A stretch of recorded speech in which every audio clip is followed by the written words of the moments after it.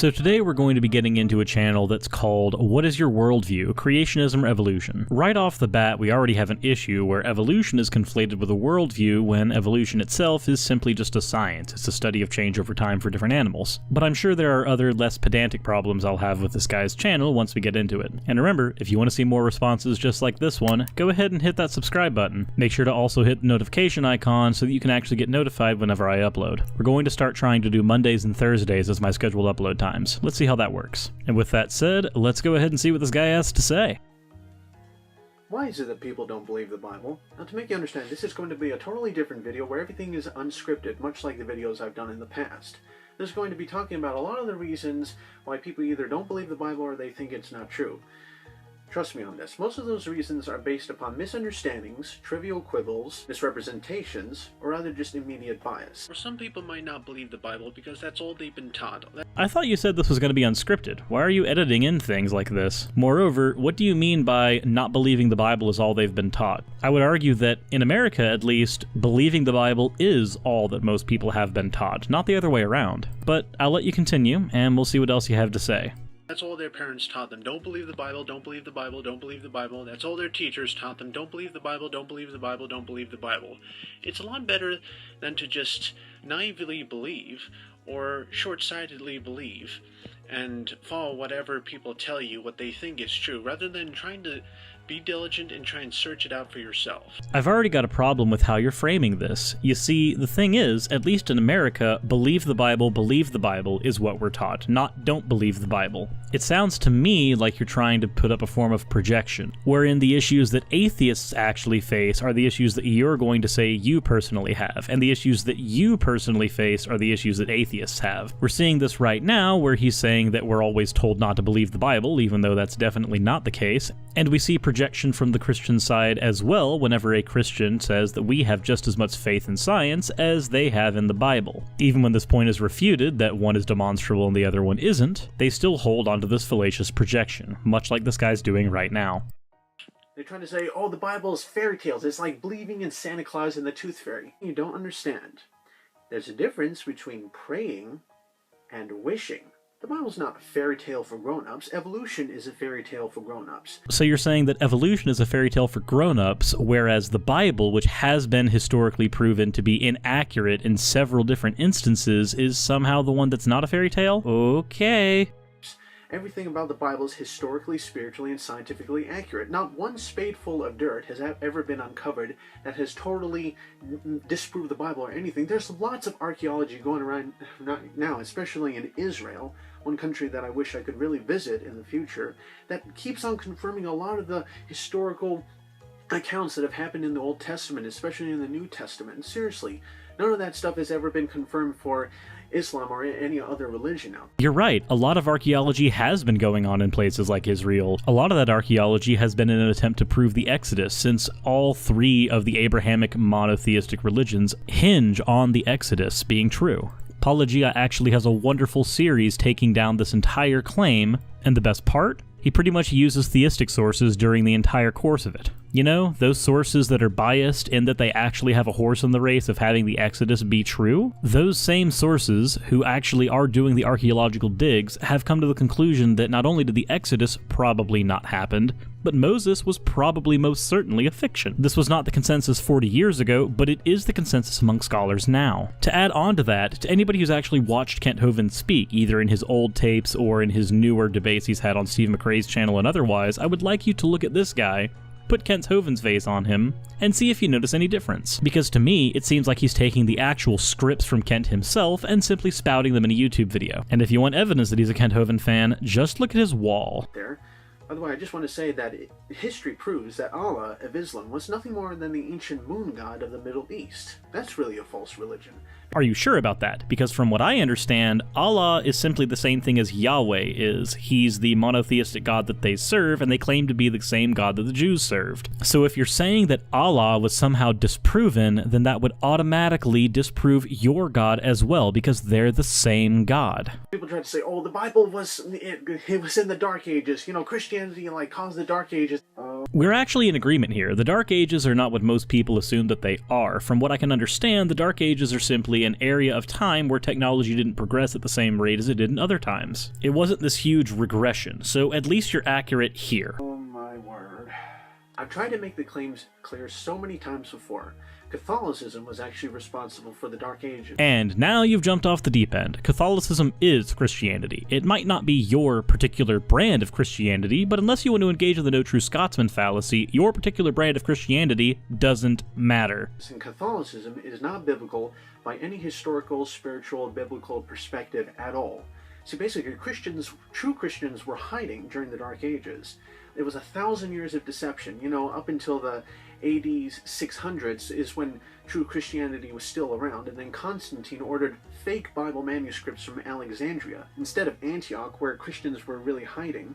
And 1,000 years of deception, Catholicism rising up and becoming a superpower. The Roman Empire became the superpower known as Catholicism, and they're trying to say, oh, we're the Christians, you gotta believe us, we're wearing our big hats, we're wearing our big robes. No disrespect to any Catholics out there, okay? Oh, believe me, I'm sure that there are no Catholics that will take any disrespect from what you just said. Of course, that's sarcasm, and they definitely would because they are Christian. Even Mormons are Christian. I can't say that grape suckers are not candy simply because I don't like grape suckers. They're still candy. And if you ask any Mormon, they will say that they are true Christians. And if you ask any other denomination of Christian, they will tell you that they are true Christians. What makes any of them right, and what makes any of them wrong? I'm sure there's some sola fide, sola scriptura things that you can bring into this to try to prove which one is right, but even then, you still are engaging in no true Scotsman. Okay, I'm not anti-Catholic, I'm not anti-anything.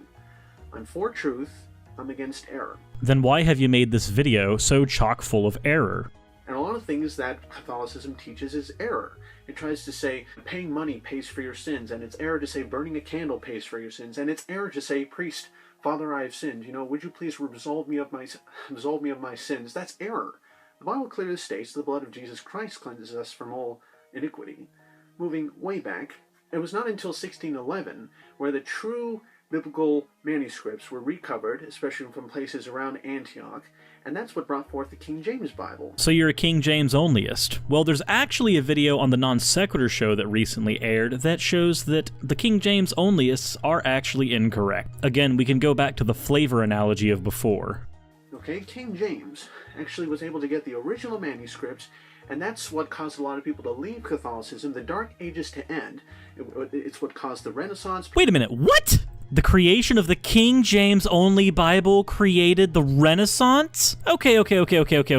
No, hold on a sec. So you're saying the Renaissance started in the early 1600s. Look it up right now. Do not take this from my mouth. The Renaissance began in the early 1300s and ended in the early 1600s. It did not begin with the King James Bible. I'm sorry. If you're for truth and you're against error, why did you get something that is so easily looked up wrong? Moreover, the translation of the King James Bible was done in England from 1604 to 1611. The Renaissance, by contrast, began in Italy in the early 14th century. Did you get these claims from Kent Hovind? I'm way too lazy to look up and see if these claims are from Kent Hovind. People really wanted to know true, full knowledge of God's Word. Before, people were not able to have their own Bibles, all right? And that's what caused people to want to go to America, because they wanted to study God's Word in freedom, because they knew they were being persecuted for their faith.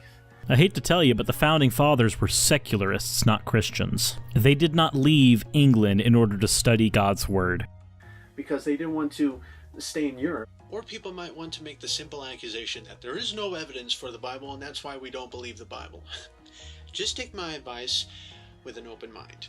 Try and watch Kent Hovind's seminars, especially the ones you haven't even seen yet. I have watched Kent Hovind's seminars. There's nothing convincing about them. Kent Hovind has excellent charisma and a wonderful command of the English language, but past that, he's nothing but a two-bit apologist that can't even get his feet off the ground. Whether or not you like William Lane Craig, for instance, put Kent Hovind in a debate with William Lane Craig and watch Kent get slaughtered and mopped all over the floor. Put him against Hugh Ross. That happened with Ken Ham, and Ken got slaughtered slaughtered and mopped over the floor as well. Either way you slice it, old Earthers, whether creationist or otherwise, will mop the floor with Kent Hovind and have done on several occasions. Just look at the debates and discussions between Kent Hovind and the likes of King Crocoduck, Emperor Atheist, Aaron Ra. He got the floor mopped with himself every single time. You'll see a lot of stuff that you didn't even see before. Or try to go to arcdiscovery.com. There's a lot of amazing archaeological evidences right there for accounts in the Bible that actually show that it really did happen, and these evidences are still even being found today. This is not pseudo-archaeology, this is real archaeology. And it's evidence and not evidences. Evidence is already plural. And what happens with things like the Ark experience is they contort reality to fit their narrative. In this case, archaeology. The entire field is legitimate, but it is contorted through a biblical lens in order to fit a biblical narrative. This can actually be seen, demonstrated, whenever Ken Ham says that we look at these things through a biblical lens. The minute you start looking at reality through a biblical lens and don't just start with reality, you're going to encounter problems. If you look at real archaeology and then look at it through a biblical lens, whenever the archaeology doesn't line up with the Bible is going to always seems to take precedent, and that's the problem. You're contorting reality to match your worldview. Unfortunately for people like you, Ken Ham, and Kent Hovind, reality exists and your worldview is subjective. This is the type of evidences that should be in textbooks, public school textbooks all over the world. Sadly, they're not. Try to say, oh, the Bible's so unscientifically accurate. What are you reading? If you're trying to say the ends of the earth, what the Bible talks about, people talk about the ends of the earth still today. It's an anagram talking about, how far the earth stretches in its diameter, but following to the ends of the earth, it's poetry, okay? It's simply poetry. The four corners of the earth, that was an old-fashioned way for saying north, south, east, and west. Why don't you attack other, Eastern pagan cults and rather superstitious religions that try to say, oh, the earth is suspended by a turtle or a bull or on the back of a man, and when a solar eclipse happens, a dragon either eats it or a wolf bites into it and then it bleeds. That's real superstition. Why don't you probably go and attack those kind of things? Because their religions don't have the same amount of influence, caustic or otherwise, that yours does. And besides, why attack the pagan religions when Christianity has done such a good job of doing that historically on its own? We can agree on one thing though. If you want to take the ends of the earth as simply meaning it's poetry, then that's fine. I have no issue with that. If I did have issue with that, I would say that you have to be a flat earther, and nobody wants to be a flat earther.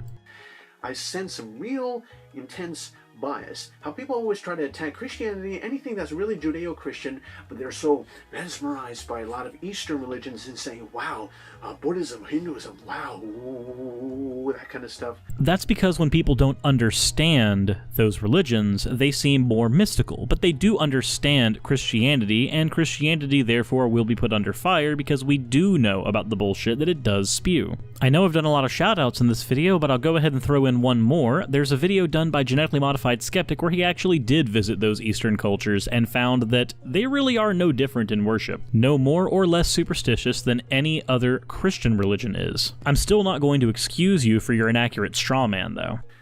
Have you ever thought the fallacy in your logic? And then there's people talking about contradictions in the Bible. There's no contradictions in the Bible. I guess Matthew and Luke definitely weren't contradicting each other when they said that the lines of David were different. And I suppose that the three different accounts of who Peter talked to on the final day of Jesus' life are definitely not contradictions of one another. Most of these contradictions, again, are based upon misunderstandings or trivial quibbles. Read them carefully. You can just watch this video right here talking about the fact that there are no contradictions in the Bible. Just keep an open mind. Maybe someone can drop an intelligent thought in there. People try to say, oh, the Bible condones slavery, condones incest, all that kind of stuff. Ha ha ha. It never promotes racism or slavery. God is against racist slavery. That's why he wanted to bring the Jews out of Egypt. Is that also why he said the Jews were allowed to take slaves as long as they weren't Jewish? The Jewish slaves were able to be there for only 7 years, but the slaves from other races and tribes could be held indefinitely. Call it slavery or indentured servitude, that is racist slavery. During the time of Moses. God is against racist slavery, but those who weren't able to pay for themselves, who weren't able to live for themselves, they gave themselves up to actually become servants for higher authorities, just so that they can make a living. If they were Jewish. Alright, the Bible does not say you should become a slave. They address it as a lifestyle. If there were people with slaves, they addressed it as a lifestyle. and especially with polygamy. They addressed it as a lifestyle. The Bible does not say marry as many wives as you want, as Islam does. Islam actually only lets you marry 4 in most sects. But go ahead, keep the straw men coming. It only addressed it as a lifestyle, but it does make it clear that you're only supposed to cling to one wife or one husband. Is that why in the Bible that Abraham, Jacob, David, and Solomon all had multiple wives? Is that why? I have no personal problem with polygamy or polyamory, but you seem to, but the patriarchs of your religion don't seem to have a problem with it at all. Incest in the Bible, it was a time of the times, okay? It was something that happened way back. See, all the supposed incest people talk about from the Old Testament, it was done at a time when it wasn't considered wrong. There were no deformed chromosomes, so you wouldn't have any deformed children. Inbreeding at any stage causes deformities. Now, those deformities start with a very low percentage chance of happening, but the more you inbreed, the more it grows over time. This happens on all genetic levels within any clade. This is why cheetahs are incredibly inbred right now. You can have a brother or a sister mating and have only about a 1 to 2% chance of a genetic deformity coming out. Not that much worse than any other birth. You encounter problems whenever these incestuous relationships end up happening further down the genetic line. The chance for these deformities to happen is accumulative. So if you had 8 people from the ark, the first offspring might not have any major deformities, but as you go down the generational line, you will actually find a lot of deformities starting. This has nothing to do with the chromosomes having the capacity for it to begin with. Humans are humans. The capacity is there. Noah's grandchildren might not look deformed, but once you start going down several generations, you would find deformities to the point where we would cause ourselves to have a genetic bottleneck. So, no, your claim that incest back then somehow magically didn't lead to genetic deformities is just false. It wasn't until 2,500 years later when Moses gave the Levitical laws saying that closer relations could no longer marry because mutations had caught up because of the curse of sin. As I stated before, if all of these people are coming from the same genetic line, you don't have any choice but to marry the people within your same genetic line anymore. There is only one genetic line. Again, I'll go back to the cheetah example. The entire cheetah species is incredibly inbred, and there's no way out of it. Before we get into the video, guys, if there is another topic you guys would like me to take care of, then please let me know in the comment section below. And if you'd like to see more content from me, remember that the best way to do that is to click the subscribe icon and the bell icon to see whenever my stuff goes live. One last bit of housekeeping, RJ Downard will actually be on my channel this Thursday again to talk about the flat earth hypothesis and why it's completely bunk. We're also going to be running a fundraiser for him that day as well. So if you're a fan of RJ and Evolution Hour, stop by. It's going to be a blast. And now, discount Hovind. Sin. Nobody would have thought it was wrong. They were the only people in the world at the time, and so it wasn't wrong to marry your brother or your sister. And people go on about that they can't believe the Bible because it's filled with violence and wars. It does not condone violence and wars. It just documents the dark history that Israel had to go through with fighting off enemies that would have eradicated them. It only talks about self-defense. It even goes to the part of saying that a lot of young men in Israel had to walk with a sword at their side for fear in the night. That's just only for self-defense. It's not because Israel wanted to fight these people. It's because they had to fight them because otherwise they would have been eradicated. Oh, is that what happened to the Canaanites and the Midianites and the Amalekites? It was just self-defense. Whenever I read the Bible, I see it more that they were actively going into these cities on their way to conquest the Promised Land. It was less self-defense and more collateral damage. Not to mention that whole debacle about killing all the men and taking all the women who had not slept with a man yet and taking them for yourselves. But that was all self-defense, right? And we've already gone over your misunderstanding of how incest actually operates on a genetic level, so we're not even going to go with that. All the Jews would have been killed. It's like the Second Amendment saying that citizens have the right to bear arms. Though I'm not American, I understand that law. You hit the nail on the head there, Discount Hovind. All citizens have the right to bear arms within the nation. As we already pointed out, Israel was not in its own nation. They were actively invading other nations. These things are not comparable. God had his serious salvation plan in mind, so that's why they were trying to preserve the Christ line.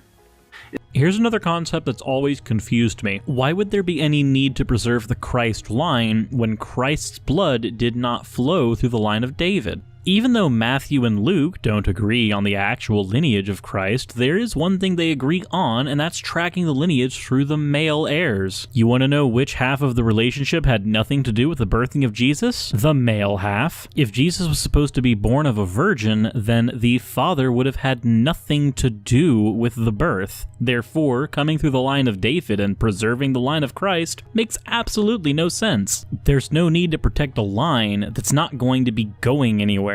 It's just that God was trying to work within whatever situation people were in, whether good or bad, and help them improve in it or help get out of that situation. You really think that there was no worldwide flood? Well, I think there's mountains of evidence for that. Science, again, proves. I know I'm beating a dead horse with a stick here, but science proves that you cannot get a fossil unless you bury it alive.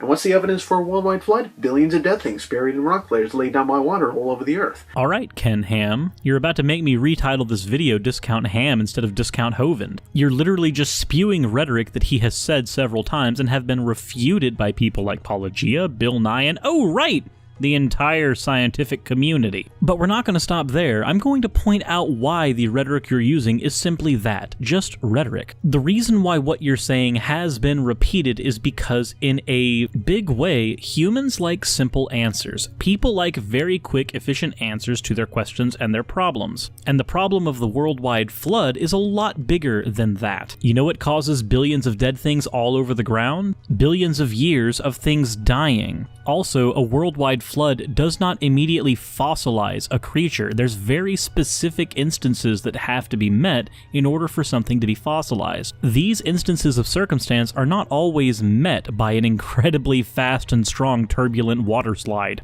Moreover, whenever you say billions of dead things all in the ground, you completely ignore the fact that the fossil record covers 99% of living things that have been on this earth that are now extinct, and we know that they died in periods well before the flood actually came down. But the fact that I'm having to go into the murky details proves my point. It's not a simple answer. It's not a clean and cut get out of there answer, like yours is. That's part of the problem. To know why the flood didn't happen, you have to know a little bit about archaeology, a little bit about biology, a little bit about geology, a little bit about how freaking floods work, to understand that the entire concept of the worldwide flood, the way it's portrayed in the Bible, is bullcrap, and especially Ken Ham's oversimplistic version is incredibly bullcrap. If you want the closest thing we've had to a worldwide flood in the time frame that you're trying to allow for, you're looking for the Younger Dryas event, and even that is more than 6,000 years removed from your supposed worldwide flood. I'm sorry, but overly simplistic answers only appeal to overly simplistic minds.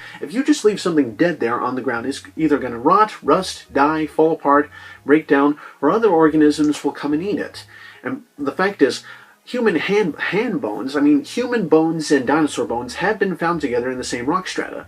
So I did some digging on this claim, and as it turns out, not only have human bones not been found in the same strata as dinosaur bones, but I actually found an Answers in Genesis article pointing out that human bones and dinosaur bones were not found together. The most AIG will say is that human bones might one day be found with dinosaur bones. They're essentially holding on to hope. So I don't know where you got this ludicrous claim that they've been able to be found in the same exact strata. They haven't. Did you know that no chicken bone and no human bone has ever been found together in the same rock strata? So we must therefore conclude that chickens and humans never lived together. Idiot. That's idiotic to think. I hate that I have to keep cutting in so often, but that's not exactly how any of this works. And I'm sorry, but usually I don't call people names, but you're an idiot. So let's continue listening to the Discount Ken Ham, Discount Kent Hovind idiot.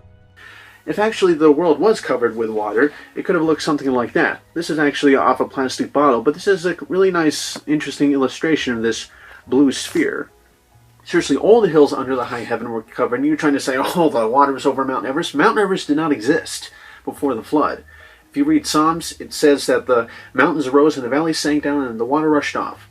Where's the water for the flood? It's in the oceans. They've gotten saltier by now because of all the minerals washing into the oceans by the rivers, etc. The Bible's addressed the essence of all issues, okay? Whenever you've had a question, it's always had an answer. Funny that the answer is wrong. I'm sorry to cut in again, but you just make so many mistakes here that I have to point them out. We know that mountains form and valleys sink because of tectonic shifts, and in some cases entire canyons can be made through water erosion. But here's the thing, unlike a global flood that would happen instantly, erosion takes time. Lots of time. In fact, after a quick Google search, it turns out that the Grand Canyon was formed after about 17 million years of water erosion. But I know that research is incredibly difficult for you, and a simple Google search is incredibly hard to do. You'd rather listen to Kent Hovind seminars. Or at least that's what I'll assume, since the only thing I've heard from you is the rhetoric spouted from Kent Hovind and Ken Ham seminars.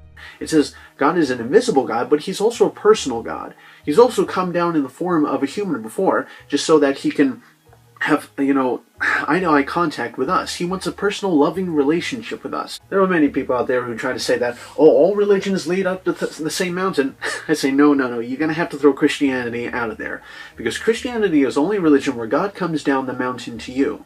Slight correction. Christianity is the religion where God came down the mountain, because he doesn't come down the mountain anymore. Curious that he only ever did it once. Anybody who watches my channel knows that I don't paint religion in a broad brush, but even I'm going to point out that your statement is incorrect and flawed. If you have to pray to, believe in, or do works for a god in order to achieve whatever this god plans on giving you in reward for that, then you are having to scale the mountain yourself. You are going up the mountain on your own. There is no coming to you when you are the one doing the actions. Even if I grant you that he did it once before and came down and got on the cross and bore our sins and did all of that fun stuff, that still wouldn't change the state of things now. It's the only religion where Jesus actually claimed to be God. He performed miracles. He was prophesied for hundreds of years in the Old Testament by old Jewish prophecies, and he actually rose from the dead.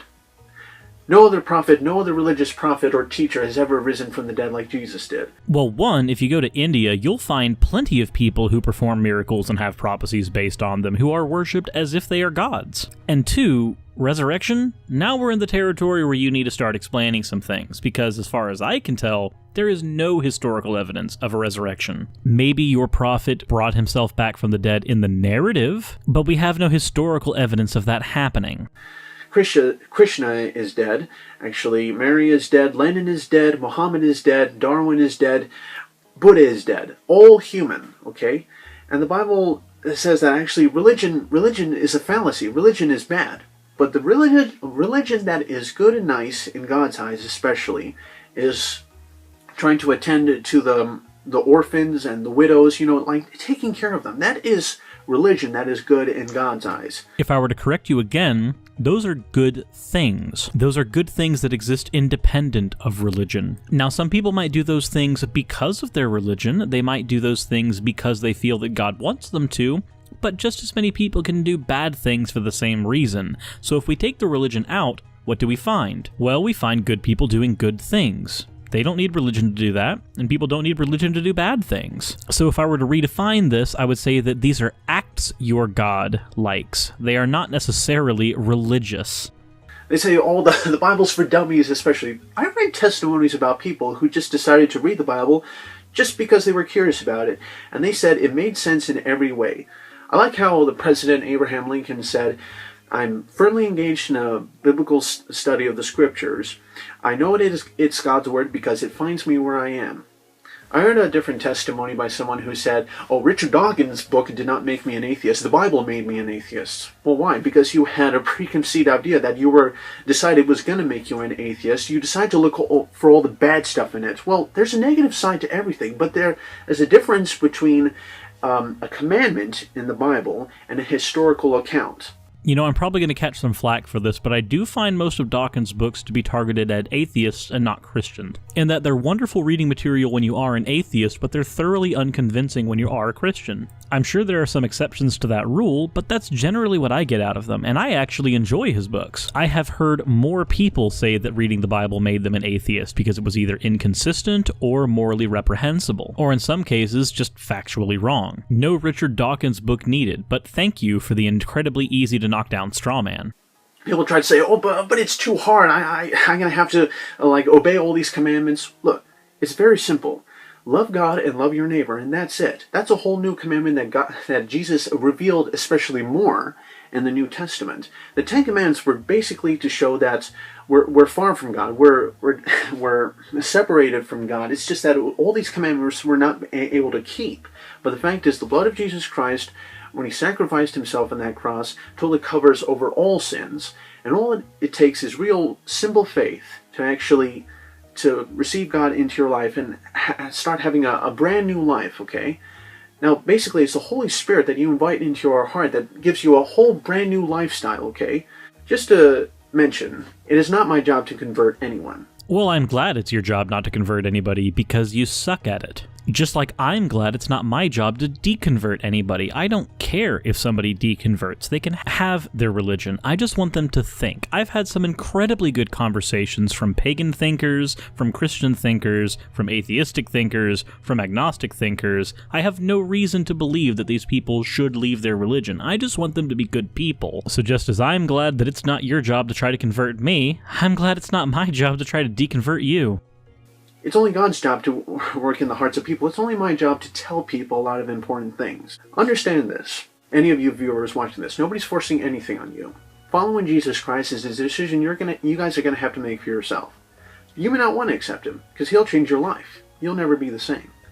I do hope one day you actually realize how much he loves you. Yeah, he loves you enough to make a pit of fire that's supposedly meant for Satan, but it's filled with a whole lot more people than Satan. That's the real show of love. As an aside, does anybody else find it weird that hell is considered the punishment for all of your past bad deeds or just not believing in God? Aren't punishments supposed to be there as a deterrent or as a method for you to learn from something? Well, as a deterrent, I'm sure it might work, but as a method to learn from, well, once you're in hell, how do you learn from it? I always hear the Christian God compared to some kind of parent who's trying to teach you a lesson, and hell is just the punishment for not learning the lesson. But the thing is that punishments are meant to be there for you to learn from, and how can you learn from something if you're stuck in there for eternity? I don't know, he's got a really weird kind of love, and I'm not a big fan of it.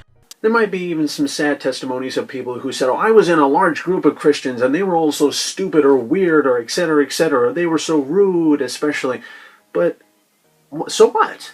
So what? I'm not the perfect guy to especially come to with this kind of information, but the fact is, Jesus is the perfect person to actually go to with this.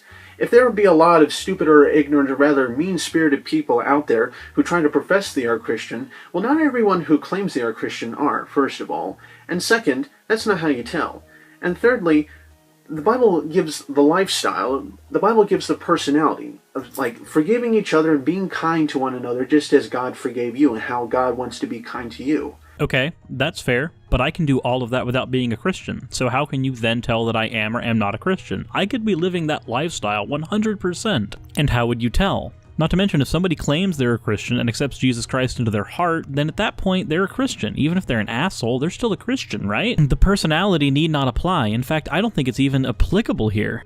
See, if these people are being mean-spirited or rather rude, then they're not being doers of the word. They're just talking all about it, but they're not being doers. You know, they talk the talk, but they don't walk the walk. People might try to say, oh, they don't want to believe the Bible because they like to call me fundamentalist creationist, and lump it in the same category as fundamentalist suicide bombers, and really just confuse the definition and just confuse a lot of people and just stick to a lot of bias rather than just using logical arguments. I haven't once lumped you into any of those categories, and yet I still find your arguments completely basal and asinine. I haven't lumped you into any category except idiot, and that was only after you described a type of thought that you found particularly idiotic. This entire time, I think you're arguing against a straw man. I'm sure there are people who paint religion with such a broad brush that they find no difference between somebody accepting Christ in their heart and somebody who's doing suicide bombings. Barring the fact that I don't even know what the definition of accepting Christ into your heart would even mean. How do you accept something into your heart? That just doesn't make any sense. It's about as vacuous as the term spiritual. It has whatever meaning you ascribe to it, and from a pragmatic standpoint, that means that it has no meaning to me by default. Suffice to say, I don't need to lump you into any categories. I can just judge you as an individual, and based on what I've seen so far, my judgment of you as an individual is that you're not a very convincing individual. You're simply spouting arguments that have been said for years from Ken Ham and Kent Hovind that have been refuted thousands upon thousands of times. And no, I did not use the word dismissed, and I do not mean that they have been dismissed. I mean refuted. Absolutely torn apart. Seriously, I'd rather you stop using that word fundamental so much. It's overused, it's nonsensical, it's rather just silly. It's only silly because you find it so. Although you're right, I would like people to stop using the term fundamentalist, only that it doesn't let the conversation go anywhere. The term has such a negative connotation that it's almost a conversation stopper, so if there's one thing we can agree on in this video so far, it's that yes, that term is overused, and I would like people to stop utilizing it. We can judge people on an individual basis and find out that they're idiotic or smart without having to assign a label to them. This is why I cringe every time I hear somebody say the word fundy. They might have a predetermined schema of what a fundamentalist is and throw them all under the bag fundy, but I'd rather figure out from the individual what my problems actually are with them, and from what I've found, at least with you, Mr. Discount Kent Hovind, that my problems are very far-reaching with you. No labels need apply here. Just by doing that, that doesn't prove that you've won the argument. A big factor of it is because people don't believe the Bible because of the theory of evolution. Those things have nothing to do with one another. There are plenty of atheists who don't believe in evolution, and there are plenty of Christians who do. These things are not correlative in any way, shape, or form. People just seem to think they are. I don't need the theory of evolution to read your book and realize that it's chock full of problems. The Bible's never been proven wrong, and evolution has never been proven right. The Bible has been proven wrong on several individual accounts. Typically, the accounts that it's proven wrong on are then retroactively fitted into the metaphorical category, where Noah's flood is just allegory for punishment on a mass scale for the human sin, and Adam and Eve are just metaphors for the beginning of life. But the other half of the coin is that evolution doesn't have to be proven right, because science doesn't prove anything. You prove things in math. The fact of the matter is that the theory of evolution is currently the best working model we have for how life diversified. What you would then try to do is to disprove the theory, or add in new data that improves the theory. But no scientist ever proves a theory. That's not how it works. But I don't know if I can even expect you to get that right. At this point, you've gotten far more things wrong. Evolution is based on a whole sort of lies, misunderstandings, misrepresentations, and falsified evidence, okay? Years and years and years of so many falsehoods and lies that still remain in the textbooks, but they've been proven wrong over half a century ago. If you truly think that's the case, then compile your data and please go win your Nobel Prize. That's what it's there for. But of course you won't, because you can't. You can just make a whole bunch of assertions that have been refuted from the people who made them much more better and charismatically than you did. I bet folks will say, oh, it was written by superstitious Bronze Age mythology. There's no Bronze Age, okay? There's a lot of layers of strata in the Earth. The Bronze Age has nothing to do with strata. What are you talking about? Now, we do kind of agree that the Bible was mostly written in the Iron Age, and therefore the rhetoric of it being written in the Bronze Age is a bit nonsensical. In fact, only the first few books of the Pentateuch could be considered Bronze Age. But it has nothing to do with strata and rock layers. You're confusing geology with human history.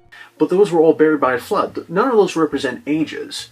One might have a bunch of bronze in it, but that doesn't represent an age. That just shows a layer with a lot of bronze material in it. That was simply buried in the flood based upon a lot of hydrologic sorting or color distortion or whatever. Of course you'd say whatever, because you can't actually back up your claim. But from what it sounds like, it seems to me that your claim is that human technology has not advanced through the ages. Are you really trying to say that human beings did not go from a Bronze Age into an Iron Age when the account in your Bible actually shows where weapons transitioned from bronze into iron? Why do you think the iron chariots were such a big deal? They were new technology, and the Bible even documented when they were new technology. How can you possibly, after claiming that the Bible is true in every way, shape, and form, then deny the history documented in your own book? What kind of madness leads to somebody distorting reality so horribly? And I'm not trying to say that your religion caused you to have a mental illness. I would never say that. But I am trying to say that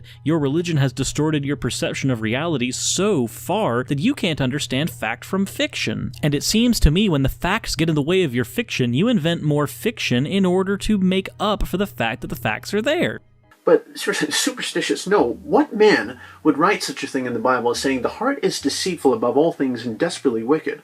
No normal man would ever write that. It had to be influenced by the Holy Spirit. See, but it didn't have to be influenced by the Holy Spirit. In no way, shape, and form would that have to be influenced by the Holy Spirit. I could literally write that down right now. You don't need the Holy Spirit to write down profound truths. If that was the case, then you wouldn't find philosophers in Islam that are managing the same thing. You also wouldn't find atheistic philosophers managing to write down profound truths as well. It has nothing to do with the Holy Spirit. That is not the source of it. the Holy Spirit does exist, and through the Holy Spirit, it's how people were able to write out these words of God. And I think it's also because the much confusion about all the different Bible versions, that's just wanting to confuse and distort a lot of people's faith in the Bible. I recommend the King James Version. What? Wait, is that it? Is that really the end of your video? You couldn't cut that any better? You couldn't set that to where you actually finished your word? Man, and I thought I was bad at editing. But you do have a part 2 to your video. That means I should probably address that as well. Intro, take this pain away.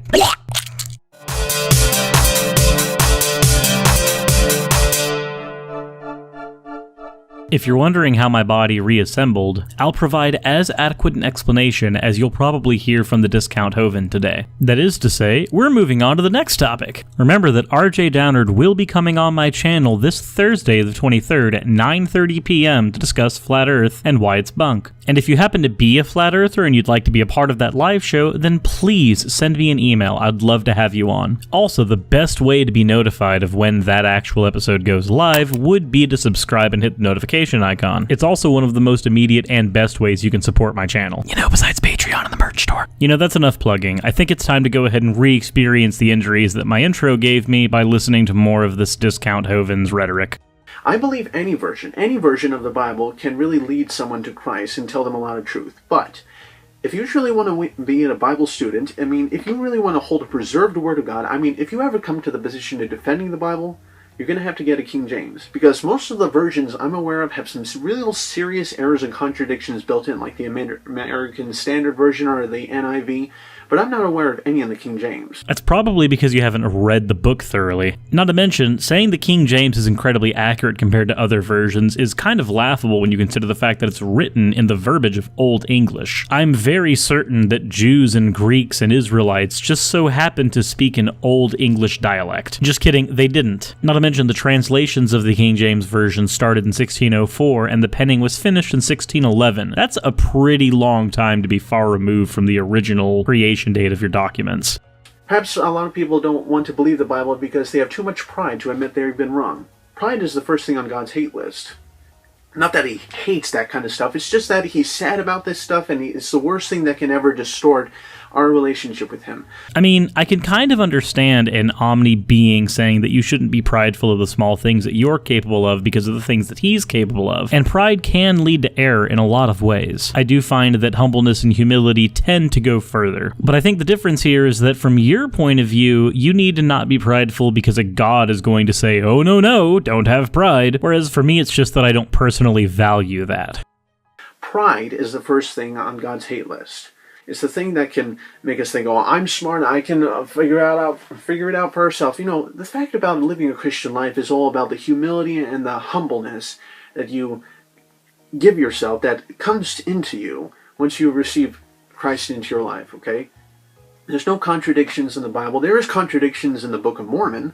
Hold on, buddy. I'm definitely for there being contradictions in the Book of Mormon, but as I've stated in the previous video, there are contradictions in the Bible. If you want to be truly honest, then maybe you should be saying that there are contradictions in the Bible, but there are also contradictions in other holy books. It doesn't seem to me like you've read your own book enough to even defend the contradictions that are obviously in it. But that would require effort and education, and possibly a little bit of study into Greek and Hebrew. And I can understand. That takes real effort. I've only marginally skimmed the surface on a few of those translations, and believe me, it's not fun. But if you're going to claim that there are no contradictions in all 66 books written over thousands of years, then I'm sorry, but you're going to have a whole lot of research ahead of you in order to do so. And you may not like the results of that research. One Book of Mormon says you have to have more than one spouse to be married, and one book says if you have more than one spouse, you're damned. I mean, which is it? There could be a lot of contradictions in many cults and satanic religions around the world. I would have to say that The fact that there are a lot of satanic and occultic religions around the world is actually proof that the Bible is right. I mean, what other religion has a counterpart to it? Seriously, Satanism, the fact that Satanism exists, that could actually be the proof exactly that biblical Christianity is actually true. If you're going to make the blanket statement that all religions that are not yours are satanic, and that sounds like what you're doing here, then I'm sorry, but you're going to have a very hard time defending that position when many of those religions don't even believe in a literal Satan. Even LaVeyan Satanism, which is designed directly in opposition to Christianity, does not believe in a literal Satan. This is one of the problems I find with Christian theology, and that it has a very us versus them flavor to it. And I can understand that it's designed that way systemically, because having a monotheistic God that has to be better than all other gods by default, whether or not they exist, will inevitably cause some us versus them issues. But that doesn't make all other religions satanic simply because they're in opposition to yours, barring the fact that Satan literally meant the opposer. And in no way, shape, or form does the existence of other religions legitimize your religion over others. If that could be the case, all I would have to do is find any religion that happens to have an opposing ideology, and then I can claim that that religion is now automatically true. But if there are two religions that have contradictory ideologies but aren't necessarily in juxtaposition to one another, as long as those two religions happen to have rivals, these two hypothetical religions that literally cannot both be true at the same time in that they have contradicting ideologies, by your argument automatically are now both true. And I'm sorry, that's not how any of this works. No, Christianity is not about religion, it's about relationship, okay? And I dare say it's even about reality. Religion, upon the specific aversion, is actually believing something with faith without evidence, okay? There's lots of evidence for biblical Christianity, especially a Judeo-Christian worldview. Especially a lot of people might not want to believe the Bible because, so there might be Jews out there, and they might have a whole misunderstanding based upon Christianity. They thought that, the Christians were who persecuted them during World War II. Hitler was a liar, okay? His actions weren't even Christian, and there was no evidence that he really was a Christian. It was all propaganda. Actually, Hitler's staff constantly said that he was a good Catholic, and Hitler himself once endorsed by the Catholic Church. That's not to say that the Church still defends the stance that it took at that time, but I think it is very fair to say that Hitler effectively played both sides. When he needed to be an atheist, he would say that religion is silly, and when he needed to be a theist, he would put God with us on belt buckles. Above all else, Hitler was a politician and two-faced. Where Hitler's theistic notions ultimately lied at the end of the day are anyone's guess.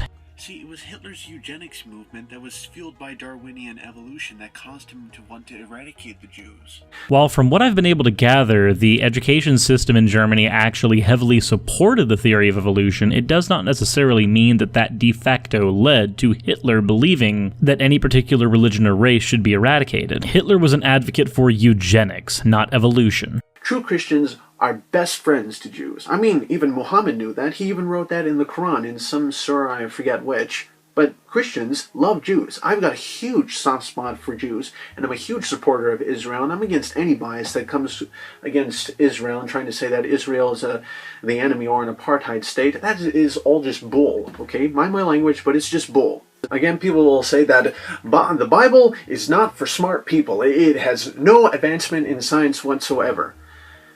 I'll say again, most branches of science were started by biblical creationists. The fact that biblical adherents just so happened to start movements in education about science during a time where everyone was a theist, or you were punished, either by the letter of the law or some other social consequence, which we still see today actually, means that it's only a matter of probability that most people would be theists, and therefore most scientists would also be theists at the time. Especially if you want to receive funding from one of the best funded institutions in the world, the Church, then it's no wonder that many of these early scientists were not only theists, but Christian. That does not mean that the Bible is automatically in support of science, and it especially doesn't mean that it's scientifically accurate. But I forgot, you're a young Earth creationist. You probably have a completely different view on what the correlation between the Bible and science are than what most of reality would suggest. But I'm just quoting a certain hero of mine, Kent Hovind. But the fact is, the biblical creation is a whole lot sensical. Evolution is rather just confusing. It's actually really depressing to the spirit and leads to a lot of this social ills, especially school violence and school shootings, but that's another long story. Did you just try to say that evolution leads to school shootings? If anything, morality based on social evolution would suggest that we would see a decrease in violence. And in fact, this is exactly what we see when you consider that reported violent crime in the United States has actually gone down in the last 20 years despite the rising population. Moreover, maybe it's the fact that evolution is confusing to you that you vehemently attack it. You simply don't understand, or maybe at this point refuse to understand, how science actually works, and instead prefer the simple biblical myth of six-day creation. Simple falsehoods are often easier to digest than complicated truths. The fact is, if people really acknowledge and understand that there is a creator out there, then there are laws that exist, okay? I've said this clear in another video, and the fact is, science draws people closer to God, as Louis Pasteur said. Science appears twice in the Bible, and both times it's given a positive perspective. Nebuchadnezzar took for himself young men who were cunning in knowledge and understanding science. And Paul said to Timothy, you be careful of science that is falsely so called. Evolution is not part of science, and that's the point I try to make. It has nothing to do with science as much as beer has nothing to do with sports. And there are going to be people who try to confuse the definition of evolution. They're thinking of natural selection, the small changes within the kinds, which is variation within the kinds. That's not evolution, that's variation. That's simply natural selection. By the way, creationists thought of natural selection first. And a Catholic bishop just so happened to be the person who proposed the theory of universal expansion that we now know colloquially as the Big Bang Theory. The source of the claim doesn't matter. It doesn't make it have anything more or less to do with the Bible. By the way, I'd love to hear your definition of kind, because in science, we use terms like clade, species, and other things like that, but kind doesn't exactly come up in the way that you think. Little changes within animals that are limited and only stay there does not prove molecules to man evolution. That's never been observed, and we don't even see that in the fossil record. By the way, the fossil record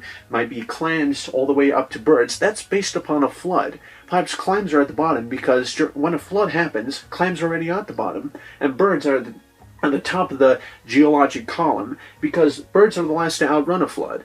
And they're like humans, and bigger animals are at the top, and usually the sea animals at the bottom. It's all based upon a flood. It's all sort of based upon a flood. It makes a whole lot of sense. It only makes sense because you haven't actually researched the topic, and if you have, you've been using second and third-hand sources that don't actually have any basis in reality. Institutions like AIG and the Watchtower Society come to mind. For one, if we had a worldwide flood, you would see an extinction of everything on Earth. Not even the plant life would be able to survive a flood that lasted for an entire year. Even the ecosystems of many fish would be completely disrupted and destroyed. All birds would obviously die because there would be nowhere to land, and don't even try to use the ark as an argument because we know for a fact that an ark with only one window would cause the entirety of the population inside it to die of methane poisoning. Since that is a gas that we know is released whenever you happen to fart or defecate, attempting to survive a year on an ark that only had one window would lead to your entire creation myth falling apart because of a fart. Young Earth creationism doesn't just contain a lot of hot air, it actually is completely destroyed by hot air.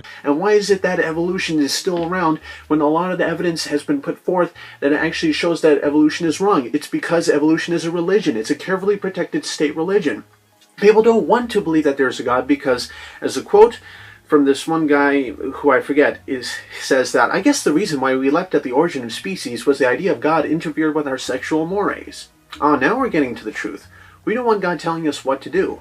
People want to think that God doesn't exist and we can do whatever we want. Well, that's chaotic right there. That's not going to put a whole generation of smart people who will be able to advance in science or whatever. That's just going to bring a lot of social ills. In fact, just trust me on this. I've seen the outcome. I've studied the reasons. I've studied the history. No, you haven't. And I feel like I'm perfectly justified assuming that you haven't. Thus far, you've demonstrated such a terrible ability to argue your case that I can only assume that you haven't done any research at all outside of listening to Hovind seminars. Moreover, you seem to make this claim that evolution is a religion somehow when it's nothing more than a study in a scientific field. I understand that some people can adhere to the scientific method so much that it can almost be considered religious, but the fact that some individuals act that way does not justify the claim that evolution is somehow a religion. Please tell me how the study of variation over time among species would lead me to any particular epistemology archaeology. And once you've done that many mental gymnastics, please give your brain a rest. You've already demonstrated that it can't really do that much work to begin with, and trying to have your mind jump on the trapeze long enough to put those two things I proposed to you together might cause it to give out an exhaustion if you're not careful. People try to say, oh, it's because the Bible has superstitious things talking about dragons and giants and unicorns. Well, understand, biblical interpretation back then was talking about certain different things that in our modern 21st century classification system have really confused to this day. A unicorn we think of today as a horse with a horn, but perhaps the unicorn was talking about a certain dinosaur. There's many different names for certain dinosaurs that actually had just one horn coming out of their heads. And what about the giants? The Bible says there were giants on the earth in those days, but talking about pre-flood conditions, people grew bigger, the animals were bigger, and plants were bigger. There's lots of evidence in the world that giants roamed the earth long ago. We actually descended from giants, not primitives. Now, the fact is, I'm 6'4", 193 centimeters. Now, that's nothing compared to the giants. It's interesting, if you're over 6 feet tall, you're taller than 90% of the world. Now, it's true that in the last 100 years, there's been an increase in about 6 inches in average height, only in industrialized countries, and that's because of increased nutrition, food supply, better sanitation, nothing to do with evolution. But the fact is, giant axe heads have been found, Stonehenge, many different latte stones in Guam have been found. The fact that it shows that giants were actually the ones that built these things. I'm not even going to ask you to justify that claim. I've read the description in your video. You don't provide any cited sources for any of your arguments. I understand that's hard to do. I often don't do it simply because I'm lazy. But typically, if I've had to look up something to verify my claim, I will provide a link in the description. You've made several claims that would require a lot of citation to justify in this video, and I haven't seen a single link. Giant people, even their bones have been found, which have been maybe misidentified, saying, oh, this is a giant sloth or a prehistoric animal. There's no such thing as prehistoric, okay? There are things that are pre-flood, but that's not prehistoric. You say dragons? Well, the dragons were the dinosaurs. Simple as that. There's been many testimonies that people have gone into the Congo or the Amazon and saying that dinosaurs are still alive there. And there are many testimonies stating that Bigfoot is real. I don't put a whole lot of faith on testimony. Also, we do have such a thing as prehistoric. As soon as we can no longer verify documented history and instead have to deal with only geological and archaeological evidence, we are then dealing in prehistoric areas. Dinosaurs are not dead. Even pterodactyls are reported to still be alive in Africa. They're not that big, just about a 4-foot wingspan, and they're just baffled by the fact that schools in first world countries like England and America teach that they lived millions of years ago. I'm sorry, millions of years do not exist. Millions of years are spoken of so easily, it rolls off the tongue.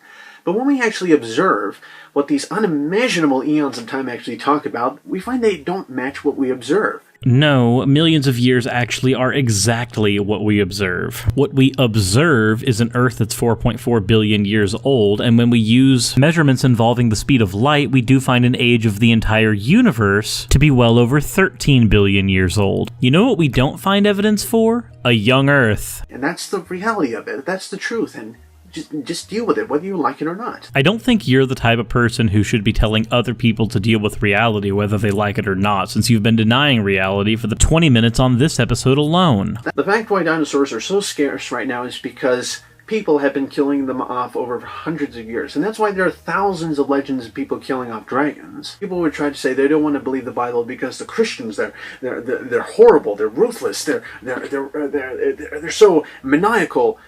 I'm sorry, but you've been watching too many Hollywood movies and too much news bias, okay? And you've had your nose in a Bronze and Iron Age book for too long. Oh, wait a minute, hold on, I'm sorry, I forgot. We'd already established you haven't actually read your own Bible. Let me rephrase that. You should probably lay off the Kent Hovind seminars. True Christians are never shown on TV, and if we are shown, we're the serial killer.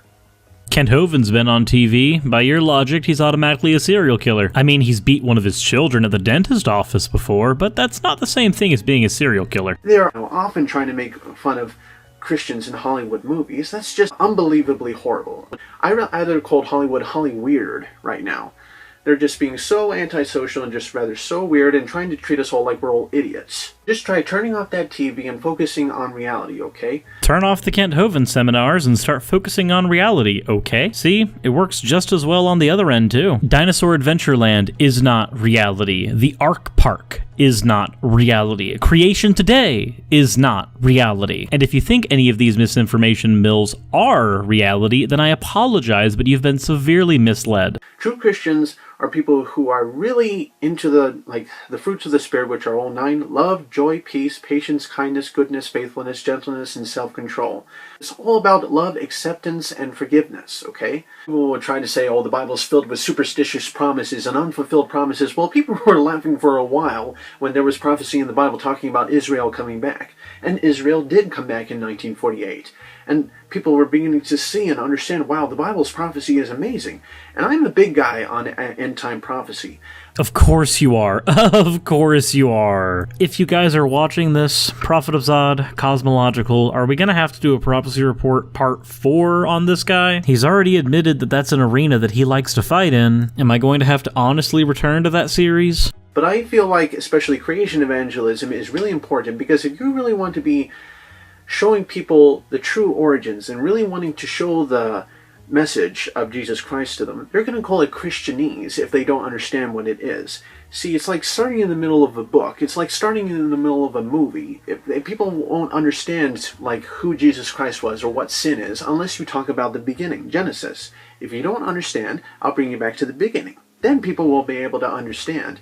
And end-time prophecy, that's really important stuff. And surely there's a lot of stuff going in the world right now. There is a lot of stuff going on in the world right now. There's always a lot of stuff going on in the world right now. There's almost 8 billion people, and they're doing stuff all the time. That particular claim that a lot of stuff is going on in the world right now is just vague and vacuous enough to mean literally anything and nothing at all at the same time. And isn't that just dandy, because that's exactly what end times prophecy happens to hinge on. Being just vague enough to mean anything and just vacuous enough to be able to skittle away from when it fails. And if I seem like I'm overly aggressive in this particular episode over and above what I normally am, I apologize. But I can assure you I've actually edited out a few instances where I've either screamed or laughed maniacally, to the point where I've both kept other people in my household awake and given myself quite the headache in the process. I'm also recording this right after watching the latest episode of Heathen Hour on Godless Cranium's channel, so believe me, I've done my fair share of screaming at my monitor already. Like, nation rising against nation, and then, the Jesus Christ coming back again pretty soon. But end-time prophecy is not going to help you battle abortion or gay marriage, but Genesis will.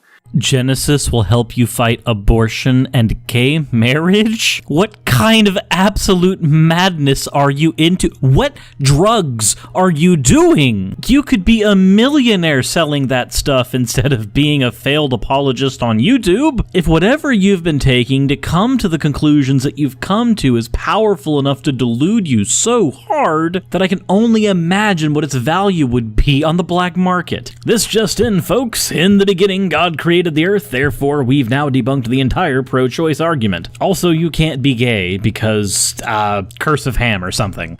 And I'm not one of those anti-gay or anti-abortion. I'm pro-life, okay? I'm pro-marriage, okay? I'm not like one of those bigots or intolerant people out there. Well, Jesus was intolerant of sin, but he loved people. I'm intolerant of sin, but I love people, okay? Oh boy, so you are homophobic. If you say that you aren't anti-gay, but you are pro-marriage, it can be inferred by your verbiage that you mean you're pro-marriage of husband and wife, which would mean that you're not pro-gay marriage, which would make you anti-gay. No matter how many words you try to cloak it in, that is still an anti-LGBTQ statement. And longtime viewers of my channel know that I have a field day with people like you. So needless to say, I might need to do some more research on your channel and see what other pro-marriage things you have to say. But until then, let's deal with the ridiculous things that you do say in this video. There's been plenty so far, and we're not done. I love gays, but seriously, I don't like gay marriage. It's like a freight train. The gay freight train is trying to collide at the people at this one place, just with signs saying preserve marriage, preserve what is right. It was Adam and Eve, not Adam and Steve. Huh, I'm not gonna lie, I hadn't actually watched this part of the video yet when I was actually making my original response. So I had no idea that he was actually going to continue that thought by saying that he was against gay marriage. I'm sorry, buddy, but you can't say that you're pro-gay but anti-gay marriage. It simply doesn't work that way. If you really have gay friends and you really are pro-LGBTQ, then granting them the same rights as every other living, breathing, thinking human being would be a prerogative. But that's obviously not your stance. See, to you, marriage should be reserved for a man and a wife, and you even use the Adam and Steve rhetoric. I'll just go ahead and point out that if God created all people equally, then all those people deserve equal rights. One of those rights would be a right to marriage, and all of the legal benefits that come with it. But that's fine. I have no problem dealing with people who are already on the wrong side of history. And seriously, abortion. Why is it that people treat their babies like animals, but they treat animals like they're babies? Okay, I just don't like the indifference right there. I just don't like the whole fallacy of why people would do such a thing like that. Be careful using the word fallacy. I can say with almost 100% certainty that you don't even understand the proper usage of that word. By the way, the opposition to pro-life is typically rendered as pro-choice, and pro-choice does not mean pro-abortion. So let's get that thing clear, first of all. Being pro-choice does not mean that you see abortion as a good thing. In fact, it is almost always seen as the lesser of two evils. Over and above that, why do we treat people like animals and animals like people? Well, I'm glad you asked. Could it possibly be because we are in fact mammalian great apes? I'm sorry, but your sapience does not make you special when it comes to the animal kingdom. There's nothing overly special about humans except which part of us evolved and which parts degraded. We lost a lot of strength, we gained a lot of intelligence and gray matter. At no point do you start to escape your clade and stop being an animal.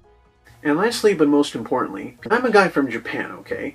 I'm not American one bit. My dad is from England and my mom is from Japan. But that's not all. I'm a whole mix of English and French and Swiss and Japanese and way out there someplace. Don't try to stereotype people as those who believe the Bible are from Southerners and just play banjos and hillbillies and that kind of stuff.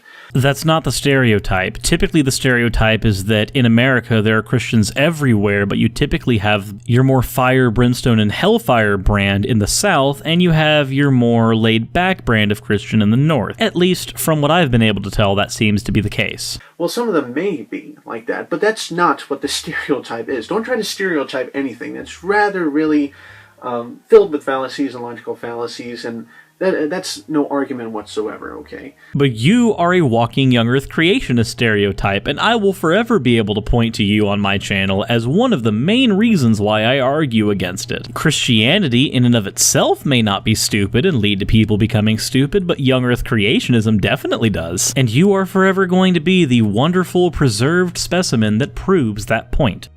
And just the fact is, God is a loving God. He does not want to come down on you hard with any sort of, rage or lightning or smiting, that kind of stuff, just simply you don't obey his rules. That's all nonsense.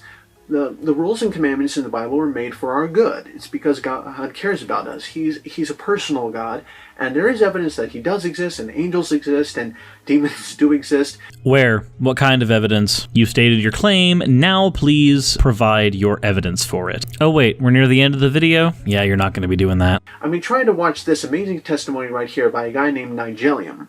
He says he procrastinated making that video for far too long. It's really amazing. I really recommend you check that out. And that's all I guess I have to say for this video. So peace out, keep thinking, Jesus bless you, and TDFN, ta-da for now. And goodbye to you too. And oh boy, this episode was long. I apologize for the length, but there was so much stuff to deal with. I know I've taken up a lot of your guys' time, so I'm going to try to wrap this up as fast as possible.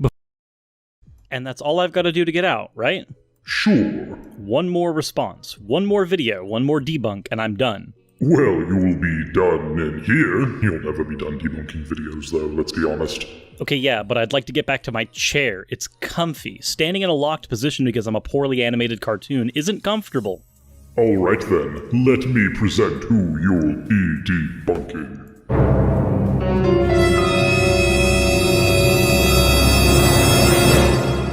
Why would you do this to me? Discount Hovind 4, of course. That's what I'm here to do. I handled homophobic biscuit, and now we're here. But it's okay. It's fine. Whatever. This can't be that bad.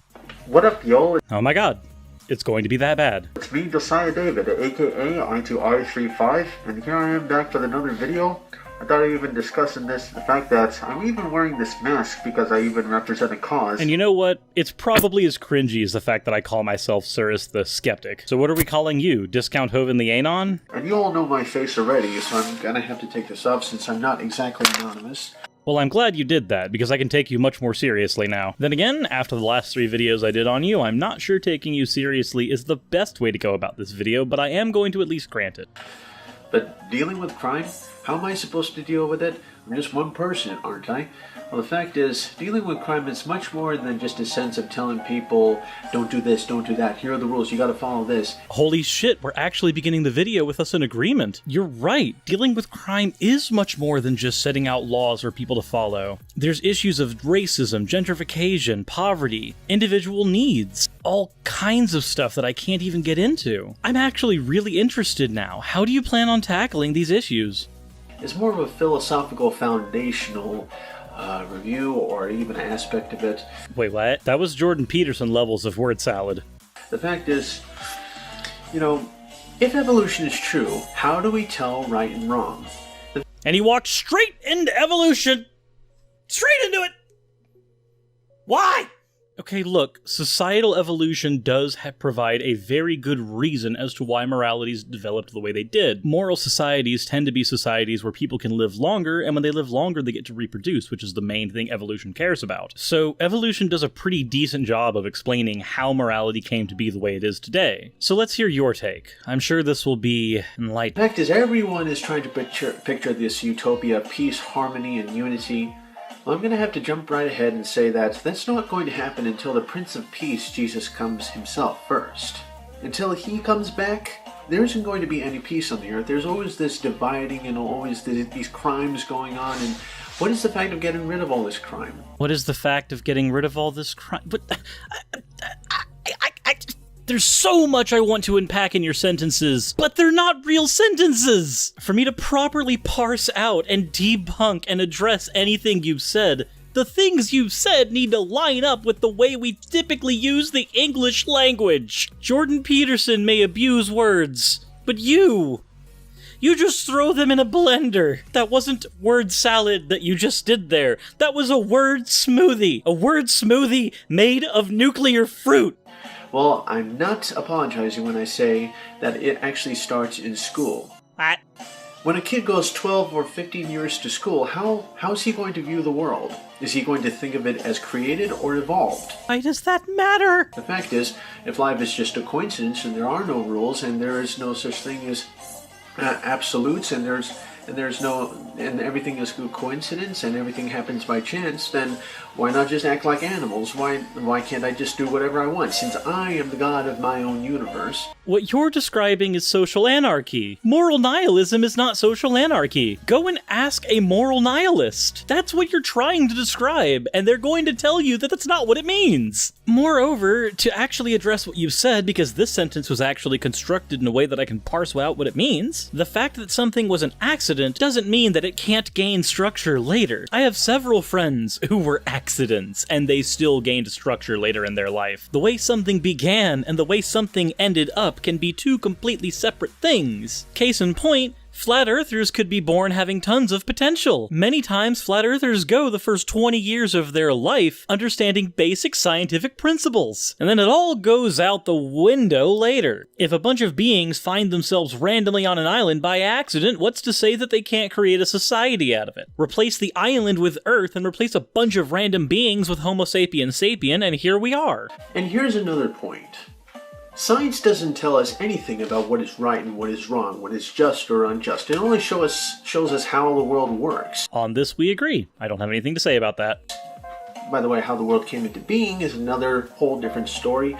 You're going to only have to ask someone who is always there, and you can ask for an eyewitness account. And suddenly we stopped agreeing again. Imagine that. AKA the Bible. The fact is, we need a moral. We need a moral standard for how we know what is right and what is wrong. if you're just saying, oh, I'm going to only abide by what society shows me, what is right and what is wrong, well, that will just only be majority opinion, can't it? An absolute moral authority would only be God the Creator himself. You were so close. Granted, I take a moral anti-realist position. Specifically, I think that subjective morality has some good points, and I think that those who are objective moral realists have some good points. But morality is not this black and white thing. If it was, then we wouldn't have had conversations about morality over the eons. Objective morality can exist without a god, and subjective morality can exist with a god. Case in point, divine command theory is under ethical subjectivism. And the moral landscape is an objective moral viewpoint based on human flourishing. This isn't an incredibly simple subject, but you want it to be. Even throwing a god in the mix does not stop this from being an incredibly complicated subject. Again, there's only two options. Somebody made the world, or the world made itself. There's no other choice. Well, there are a few out there on lunatic friends who will tell you, we're not really here at all, we just think we're here. Okay, you can forget about those folks. We're here, okay? Even when dealing with crime, when people are hating and killing each other, Satan hates it when people love each other and when they want to get along as friends and when they're trying to be all peace and harmony but Satan loves it when people fight each other, and whenever people kill each other, Satan always has the victory. So the fact is, dealing with crime, I think it might go to a much lower sense if you actually start from school for teaching and showing people, hey, there is a God, He made you, He loves you, He died for your sins, He wants peace in your life, He wants joy in your life, and He is the one who gave us these 10 commandments, who gave us all these direct rules to showing how to live in a utopia. The Bible has addressed the essence of all issues, and God's way is always perfect, and He has a perfect plan. The fact is, Columbine High School happened. Wait. Play those two back?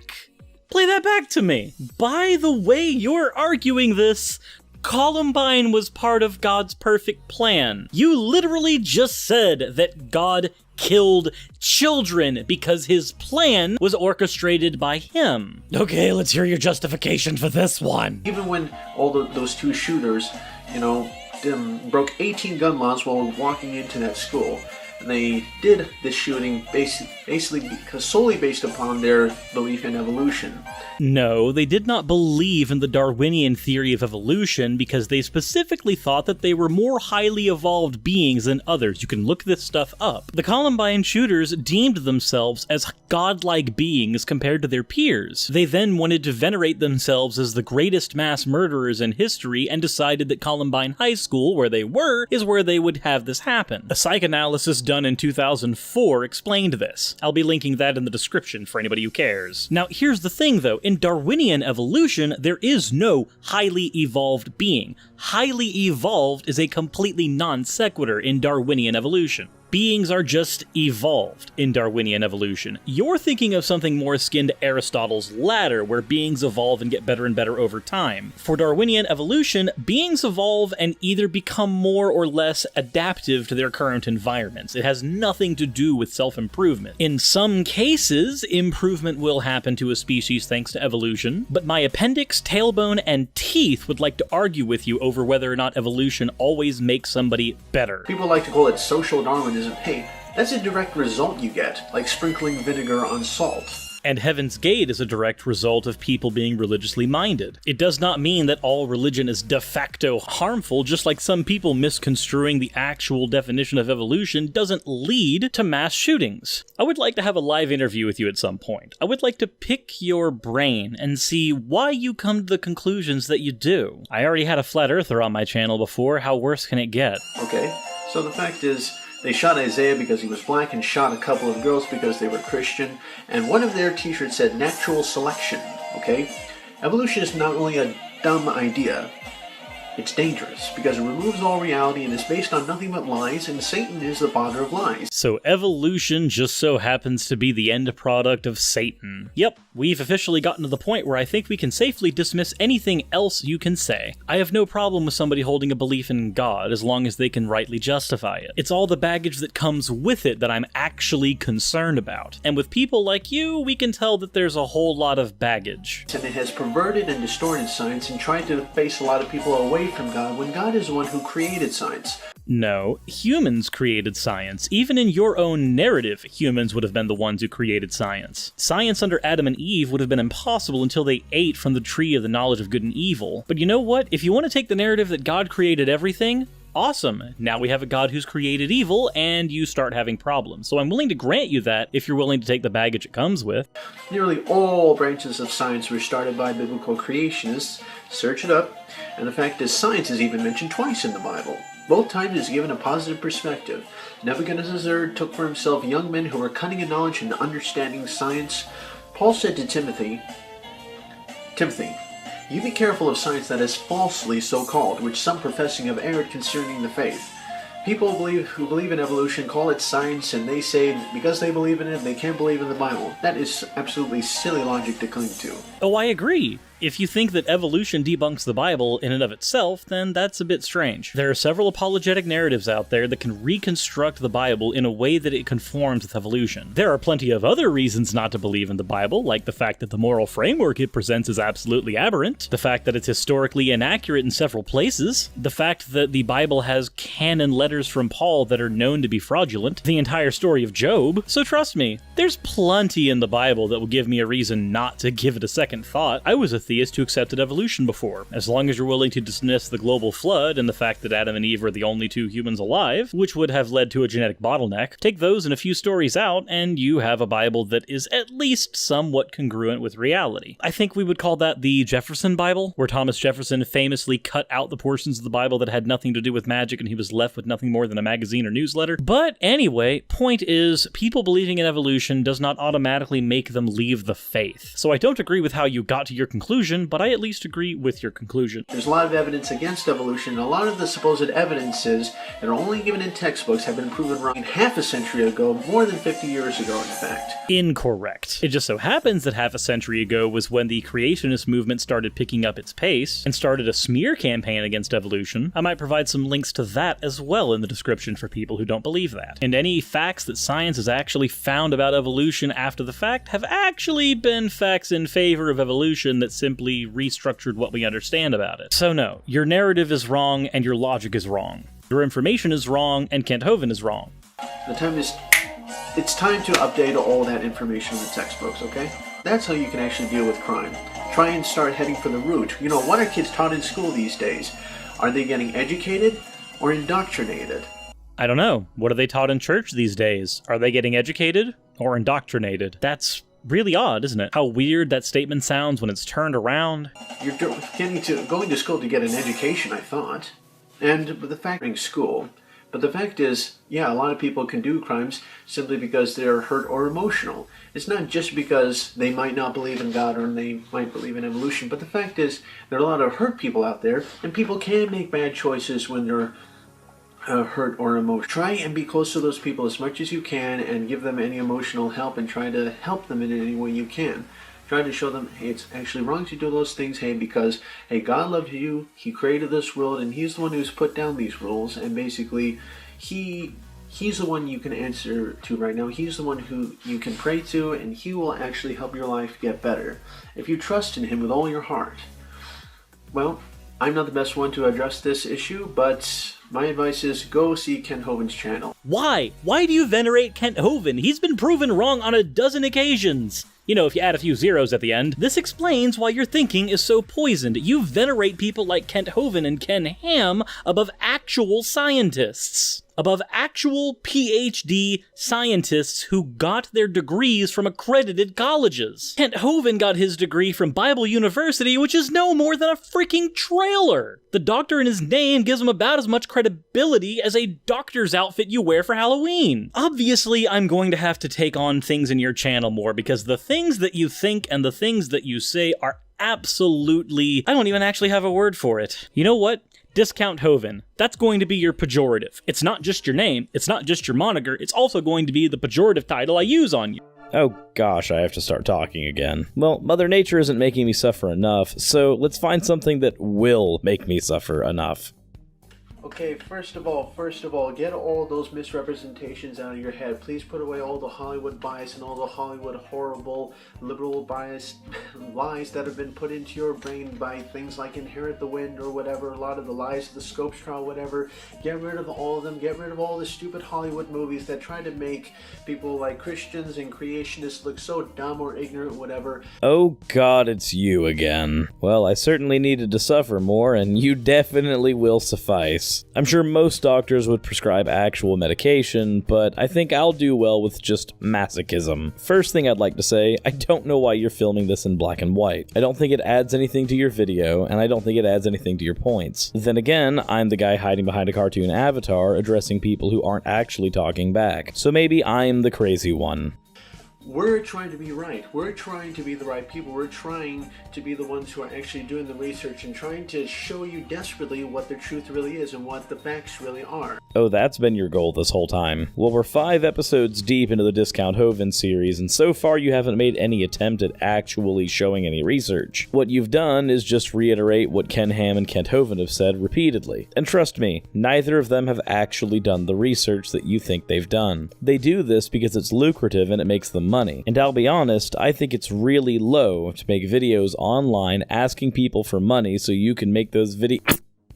I see you. Go back to the other side of the screen. You're ruining my point. Now, with that said, I want to make something very clear to you that I'm only just making this my own private video telling you what the real elements and the problems with Darwinism really are, and the whole fact that it has not really made any advancement in science whatsoever. Darwinism has not made any advancement in science whatsoever. A good chunk of our understanding of anatomy comes from evolution. It's thanks to the theory of evolution that we finally understand why we can't ever cure the common cold. The theory of evolution gives us an understanding as to why bacteria are becoming more and more resistant to antibiotics. This has led us in the direction of developing bacterial phages in an effort to maintain our ability to fight bacteria. This is because bacteria becomes more resilient to antibiotics over time. The bacteria that have mutated to a point where they can survive antibiotic treatment are the ones that reproduce and thus continue to pass the resistance to antibiotics down the line. The trade-off is that by becoming more resilient to antibiotic, when these bacteria evolve that trait, the trade-off is that they lose their resistance to viral phages. These viruses prey directly on bacteria for their source of nutrients. In recent years, we've learned how to weaponize those viruses against bacteria specifically. This breakthrough in medical science is only possible thanks to the fact that we understand that these bacteria are constantly evolving. We understand what the trade-off is for them, and as a result, we have a better weapon against them, which helps protect the human race as a whole. That's just off the top of my head. If your videos merited any amount of research to debunk, I might find more. Little reply to the armored skeptic. When you mocked me and say, I talked about Darwin having a really sad face, and I said, oh, okay, I don't want to have anything to do with this guy. Well, I gotta say that a lot of the life's results really seems to show up on a person's face. Darwin really wasn't a successful guy. He married his cousin thinking that, oh, it would create a superior race of some kind. It only gave him really children with problems.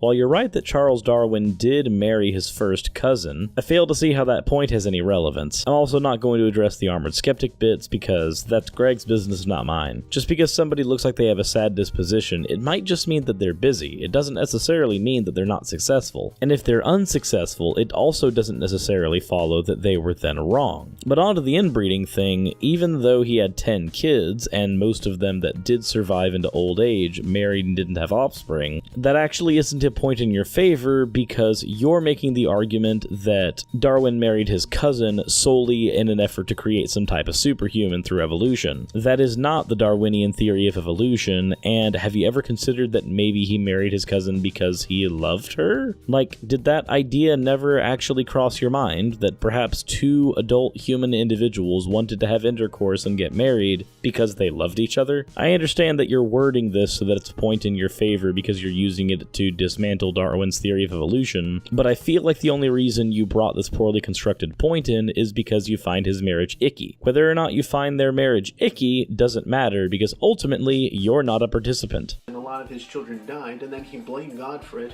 Well, that's like trying to blame a company for building a smashed minivan, okay? God made a perfect world and man wrecked it, Charlie. God didn't make a world with suffering.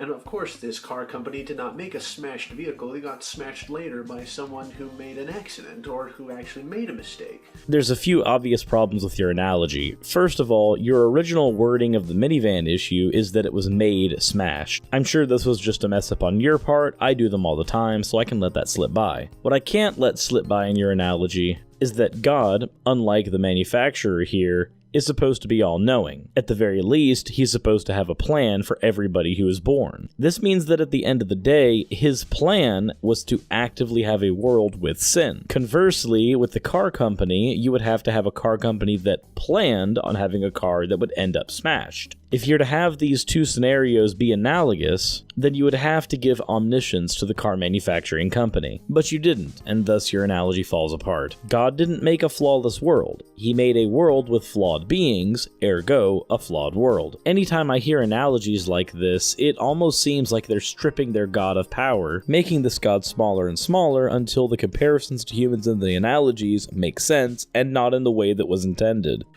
And the fact of armored skeptics saying, oh, you saw Jesus, a picture of Jesus, and you said, heck yeah, and everything, is not just solely based upon the face.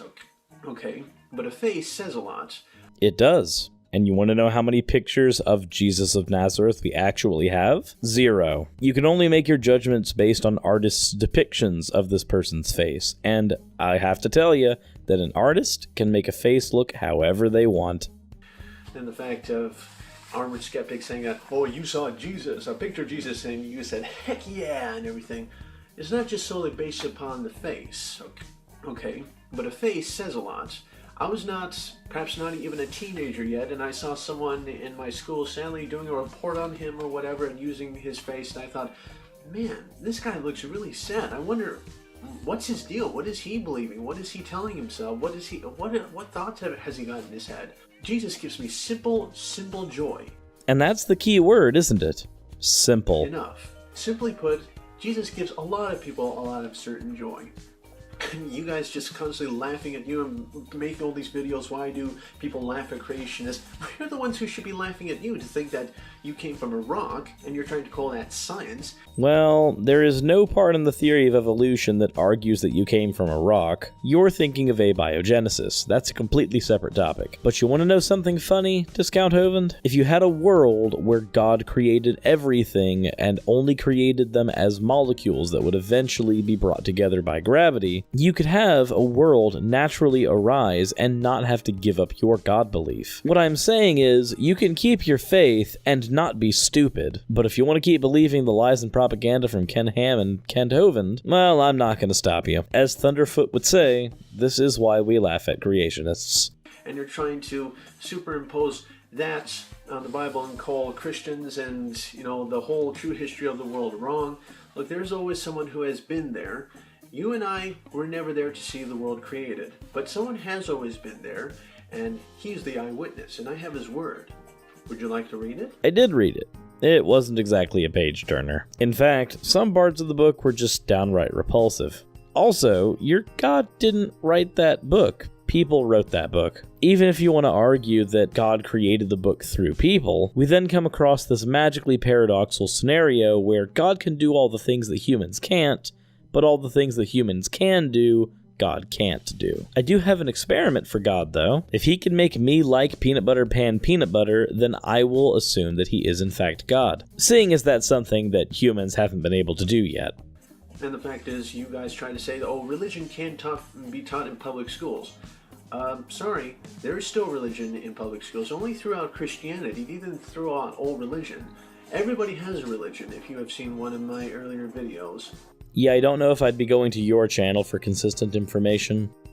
Seriously, public schools have just become churches of humanism these days. Oh, what a world we live in. Humanism, the idea that human flourishing can be seen as paramount to strive for. That's totally not a better moral framework than one that does not denounce slavery and rape. Not to mention, to be serious here for a second, how dumb is it to preach one religion in a school when there are multiple people at that school that may not espouse that religion? And don't try to pull that whole, your version of the religion is true, or your religion is true and all the other ones are wrong, because they can pull the same card for you. So, Darwinism has really been based upon a lot of misunderstandings and misidentifications and lies brought up just to support this theory that is totally dying out. It's only surviving on nothing but tax dollars, okay? An armored skeptic, you're following a flawed man who was not a scientist. Actually, Charles Darwin was a biologist, which is a type of specialized scientist, much like how Discount Hovind is a young Earth creationist, which is like a specialized kind of stupid. And I say that because of another quick point. Darwin only ever had a theology degree. That doesn't count for anything scientific or worth being a scientist. And you don't think Kent Hovind is a scientist when he has a real PhD?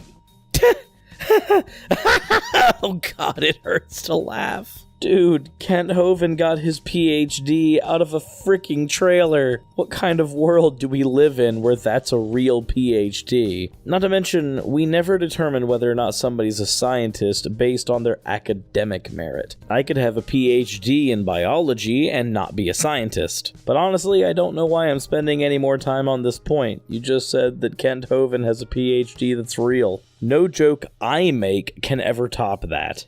Ernst Haeckel's drawings were totally faked. The whole evolution of man chart is totally made up too. Lucy was nothing more than a heavy-duty chimpanzee. Nebraska man was only made up for one tooth and belonged nothing to only a pig. By the way, Neanderthal man was just found to be an old man with arthritis. And Cro-Magnon man was perfectly normal, so why would they list that as a missing link? And Peking man was found from a bunch of monkey skulls that were smashed and inside this cave with human tools, and they say, oh wow, look at these monkeys, they're learning to make tools. Oh, and they're practicing on their head. Yeah, for all of that, it works great. At least it was more productive than how you're learning. I love how you're making a whole bunch of claims here, but you really haven't given anything substantial to back them up. Oh, and on the comment of glorified chimpanzee, guess what chimpanzees are? A very close relative to humans. In fact, bonobos are our closest monkey relative, and they are a type of chimpanzee. You use that glorified chimpanzee line to dismiss that fact, when in fact glorified chimpanzee is a point in favor of evolution, not your worldview. Duh. No, in some cultures they like to eat monkey brains. I mean, have you ever seen Indiana Jones? Oh yes, I too enjoy citing movies as evidence for my scientific argument. So there's evidence upon evidence, a lot of sad evidences shown that evolution is only based upon nothing but lies and misrepresentations and misidentifications. Man, these almost sound like some of the same misidentifications and representations that were used to form all the different denominations of Christianity. But it's okay, your version's true. And there's strong evidence to support that the Earth is young, dinosaurs and people have always lived together in the same time span, they were called dragons, and the fact is everything in the world, all the history in the world has been running in accordance with the Bible until now. There's a lot of evidence for that.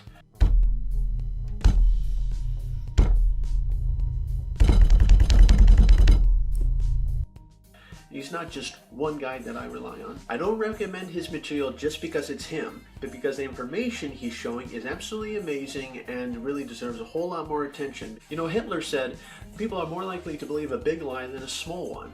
And what's a bigger lie than God? Yahweh creating the universe is not a small lie. That is a big one. And you know what? I might die and find out that he's real. And if that's the case, I'll eat my words. But if I die and he's not there, then congratulations, you've been living a lie. The biggest lie of all. And with that, that's about all of Discount Hovind that I can stand for one sitting when I'm already suffering enough. All in all, as per usual, he's completely off his rocker, but only because the people that he listens to are completely off their rockers. But what did you guys think of the video? Oh boy, it's a new year. What is the best possible way I could let everybody know that I'm going to be putting in my 100% into videos this year? What up, y'all? This is I2I35, aka Josiah David, here in the roaring metropolis of Lenox, Alabama. And guess who happens to be here? Who do you think? Kent Hovind. Hi. Huh. Discount Hovind next to full fat, fully organic Hovind. Neat. So it seemed that the majority of you in my chat section yesterday decided that you wanted Discount Hovind 6 earlier rather than later. In the interim, following the last time I took on Josiah Davis's channel, it seems that he, Discount Hovind, has finally met his hero. He took some time to go to ye old wonderful dinosaur adventureland and meet the one and only Kent Hovind. So, what's the worst that could happen? So I should say, so far it's been a real blessing these last few days since I've been here, and my first time to America personally, and I might as well just lay the thing right up there. I'm a huge Ken Hovind fan, 10 years in the making. Oh, trust me, there's a reason you're called Discount Hovind on my channel. It is not news that you're a fanboy of inmate number 0645217. And might as well mention, I'm not one bit American or Canadian. Now I'm quarter Japanese and born and raised in Japan, and my dad is quarter French and mostly British English, and he's from England. My mom, she's half Swiss and half Japanese. She's from Japan, so I'm way out there someplace. Yeah. But where the accent came from, I don't know what's to blame. Sesame Street, Disney films, VeggieTales. My mom, I don't know. Basically, I'm sure a lot of people know everything about you and what you like doing. Tell me one thing you're good at. I hope I'm good at pleasing the Lord. That's the goal. And that's what it's all about, basically. Yeah. Well, pleasing the Lord and lying to children about the age of the earth, whilst having a ton of free work done on your compound. It's also about selling old DVDs, isn't it? I digress. Let's continue. I want to please him in everything I do. Well, so I should say when I was around 16 years old, I read a bunch of Jack tricks and got really saved. You know, the difference between having a head knowledge or a heart knowledge of God. The Holy Spirit really touched my heart. I cried and I said, Lord, I really want to get saved. I don't want to waste this opportunity. I want my name to be in the book of life. And certainly after that, at Christian school, in our science class, we were introduced to Heaven's videos. And 5 minutes in, I was actually mind-blown. I thought, man, I could listen to this guy forever. Kind of like Ripley's Believe It or Not. Very funny, very engaging, very informative, very life-changing too.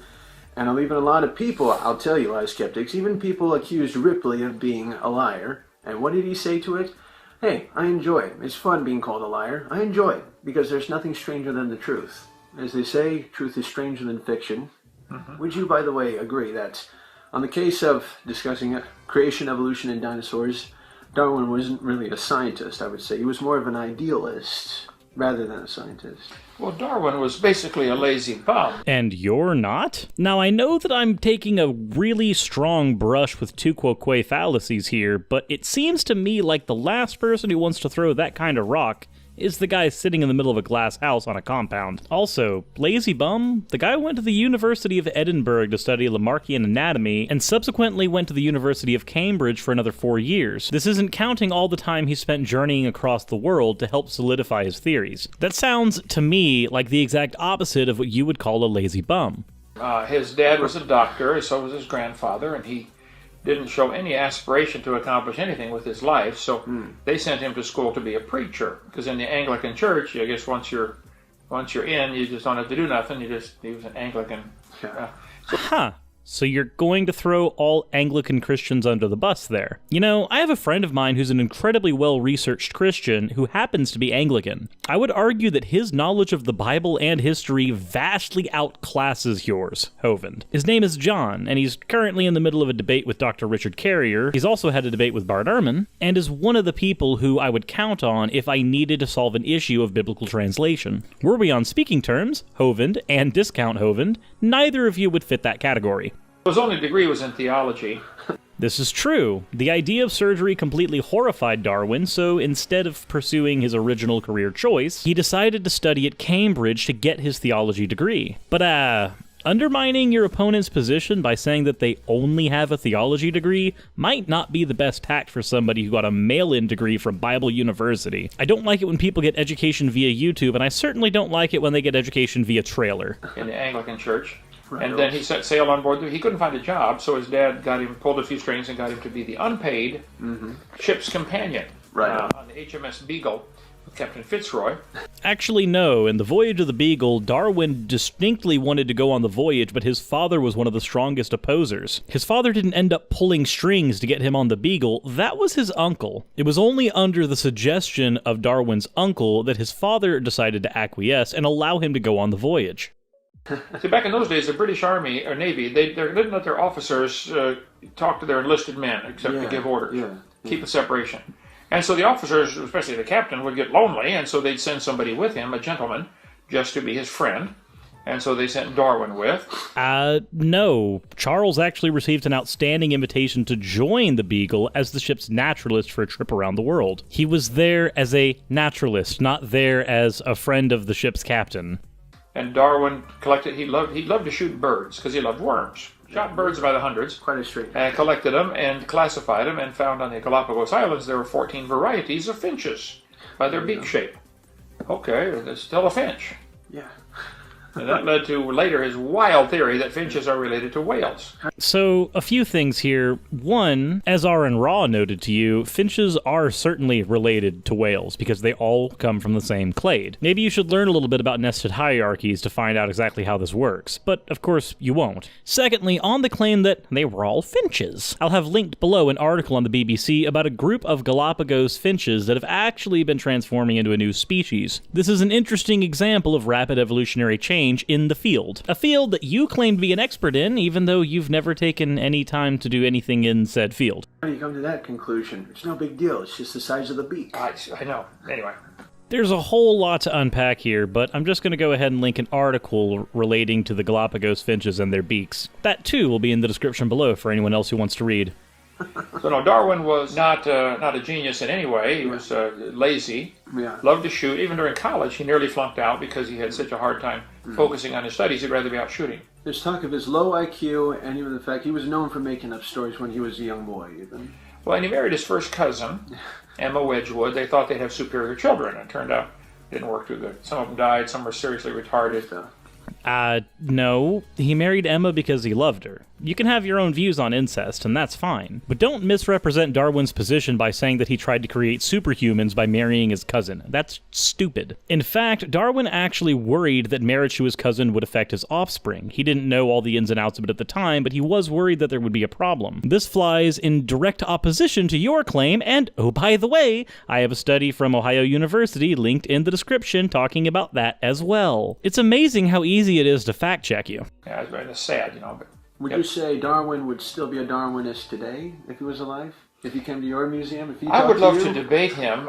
See, Darwin, like everybody else at that time frame, was convinced the Earth is billions of years old. That's the first mistake. It's not. So if the Earth is only 6,000 years old, like the Bible clearly teaches, I'm sorry for all the interruptions in the video so far, but unfortunately there are just so many things wrong, again, that I don't really have much of a choice. So, let's go ahead and unpack what's wrong with this one. The Bible does not teach that the Earth is 6,000 years old. In fact, just in the age of creation alone, you have more than 6,000 years worth of time. At the very least, theologians constantly debate whether the original Genesis days are actual literal days, or if they can be extrapolated to mean eons or ages. It's even noted in Peter that 1,000 years for God is a day for us. So at the very least with that, you would have 6,000 years of creation, and since you think the Earth is 6,000 years old, you definitely have some math issues there. Again, I have a linked article down below in case people want to read on this subject. As far as the methods that were used to say that the Earth is 6,000 years old as per the Bible, that was by tracing genealogies and adding those ages up. Unfortunately, for you at least, we have no reason to believe that the entirety of the genealogy of mankind is recorded within the Bible. In fact, there are several non-canon books within the Bible that record more. So the actual method used to get the age of the Earth as 6,000 years is not only wrong, it's actually unbiblical. Go figure. Then the argument's over for evolution. There we goes. I'd say with a lot of people who compromise the Bible with evolution in millions of years, I say you started with a preconceived idea that the Earth is billions of years old and trying to superimpose that on the Bible. Well, slow down just a minute. Are you sure that the supposed evidence they're bringing forth to you is even valid? You mean the repeatable and verifiable evidence proposed by the scientific method, as opposed to your thousands of year old flawed literature? One of these things is verifiable. Maybe you should dig a little deeper than that. Basically, don't just accept whatever they say. Okay, you're the professional, just add it to the Bible. So you're advocating for people not to use the argument from authority. I agree, except you're using an argument from authority. The difference is yours is a book. So there's a long history of that, of a flaw in the church. Right. I say that any person could learn more science in 1 hour from this guy than their whole life at school, sadly. Well, I don't know about that, but okay. But I have to testify that, well, being in Australia for a year and a half, I've done this in Japan, bringing post-its and vending machines, motorcycles, on cars, even giving them in person to people. I took that same trait with me. After all this excitement of Ken Hovind's seminars and wanting to share them with people, after making friends, of course, but after every time that I do sales and fundraising at these doors in Australia, almost every single one that I left, I'd actually reach inside my pocket and slip something inside their mailbox quietly, and just make sure they won't see me, because you made a good point. If you want to talk about the Lord, no, not when you're getting paid to work, talk about the Lord, quit your job or wait for a break time. Otherwise, you're stealing company money or something like that. But in this case, I thought I was able to keep a safe face on it. I never got into trouble. Okay. But I was able to talk to a few guys whilst off duty on the job. And they laugh and say, man, how do you believe the Bible? What about the Old Testament, homosexuality? There can't be a God because there's so much suffering in the world. And after all the insight that I've learned from you or even Ken Ham, I was answering each one of their questions as fast as I could. Well, I certainly have no doubt that you answered those questions as fast as you could, but do you have any idea as to whether or not you are answering them accurately? Also, I love how you just tried to silently sweep the Euthyphro dilemma under a rug. You've given me the confidence to speak clearly and speak fast. Okay. Again, fast, but not accurately. That's why in 2009, after Ken Ham's seminar in Japan, when he did come, I was motivated from him and you to actually start my own YouTube channel. So through that, I've also talked about apologetic science, creation, evolution, and dinosaurs, trying to defend the Bible and trying to defend you. That is, Ken Hovind is not any tax evader whatsoever.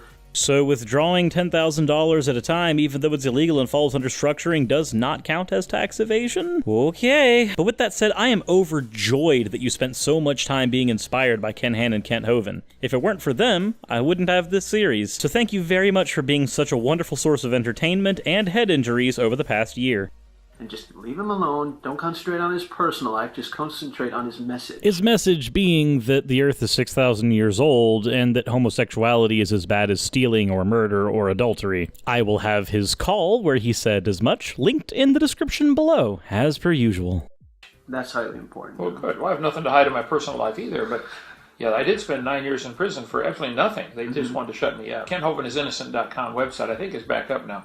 It's got all kinds of stuff on that topic. Thank God for that. And so that's, I guess, and maybe a lot of evolutionists that be online, they wouldn't want to have a bad image of people like you and me, because maybe even the Hollywood movies were even too much of a bad influence. It was making the Christian look like the idiot or the serial killer. Right. Yeah. Guy with an axe and a... Preconceived idea, I should say, well, you guys have been watching way too many movies, by the way. Focus on reality, okay? That's why I'd even want to be a Hollywood hopeful, getting into film acting or academia, I want to be a shining light, whether in Christian film or secular film. Right. You mean you're going to go for an acting career at some point, giving me even more things to respond to? Oh, please. Pureflix, if you're listening, pick up this man. You need him. This lot around here is fantastic. You guys have got to come here and see it for yourself. Not just enough taking a video of it or taking a picture. It's enough to see with your own two eyes. Man, there's soil around here redder than Mars, what I say. And It is. It's out South Alabama. Almost like out of the Kalahari Desert, might I say. What would you actually say to people, if you try to recommend them to a Christian friend of yours, or even a Christian teacher, like your material on creation, science, evangelism, or even answers in Genesis? A lazy argument I find often people saying is that, oh, just you got to be careful of a wolf in sheep's clothing. He might be a bad guy whatsoever. Be careful. What do you got to say to arguments like that? Well, I've been a Christian almost 50 years. I think I have a track record that people can count on. Yes, like your track record of losing debates with R and Raw, or providing false information in DVD format, or pluralizing the word evidence. You certainly have a track record with all of those, but I wouldn't say honesty and integrity are part of your track record. I've been involved in the ministry I've been a Baptist preacher for 45 years. I went to college right after I got saved and became an ordained Baptist minister. I've been doing this for a long time, I think. Some people, it wouldn't matter what you did. You couldn't convince them. I mean, they crucified Jesus, After 30 years of perfect life, he raised the dead. They watched him heal the sick, raise the dead, feed a whole crowd with kids' sack lunch. I mean, They don't want to believe, so you're wasting your time trying to help. Yeah, even a few theistic evolutionist friends of mine, I've tried using every argument in the book, by the way, from your seminars, tried to say, hey guys, this is inconsistent. Either creation is true or evolution is true. You can't mix the two together. But you can, because evolution has nothing to do with the origin of life, and creation does. Evolution doesn't address the creation and inception of the Earth. It doesn't address when the first living organism formed. But the thing is, it doesn't have to. You can see how planets are formed by taking a rudimentary course in cosmology, and abiogenesis is one of our best working explanations for how organic life comes from inorganic matter. That particular study hasn't quite graduated to the level of theory yet, and it might very well never do so. But I don't bring up abiogenesis to say that it's an answer to your claim. I bring up abiogenesis to say that that is what you should be holding issue with. Evolution only talks about the diversification of life, but you seem to have to keep strawmanning that theory in order to knock it down. Evolution does not talk about the origin of life. Stop pretending that it does. I don't hold your Bible up to the standards of a science textbook, because it's not designed to be one. It's designed to be a book of literature, theology, philosophy, and other things. But it is not, in any way, a science book. There are parables in it, there are poems in it, there are epics of different characters that go through their own arcs, and yet, we do not find actual science in the Bible.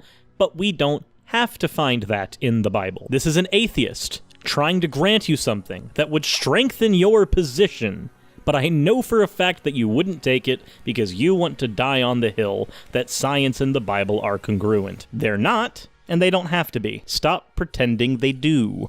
Either one of them is wrong. We're not talking about different flavors of ice cream here. I mean, I'd rather be talking about ice cream. At least I can make an argument there that people who like orange sherbet are objectively worse than people who like chocolate.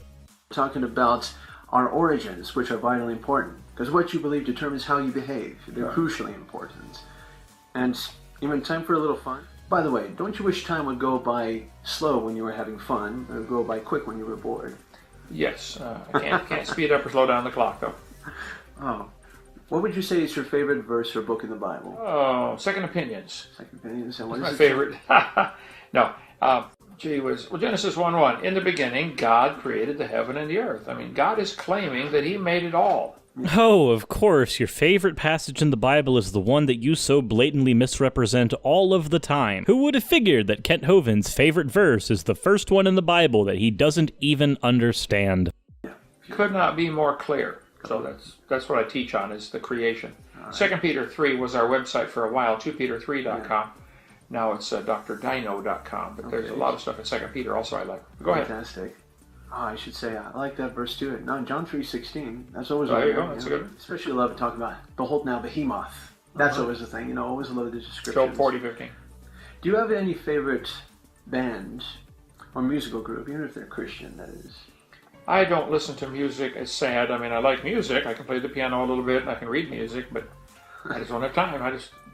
I couldn't name 5 bands. I love the lecture you gave on the screen about the keys on the board and about rhythm, melody, harmony, Fibonacci numbers. Oh, that in music. Gee, that's another long story. But okay. There's only one song I can play on the piano, you guys. It's just Mary Had a Little Lamb.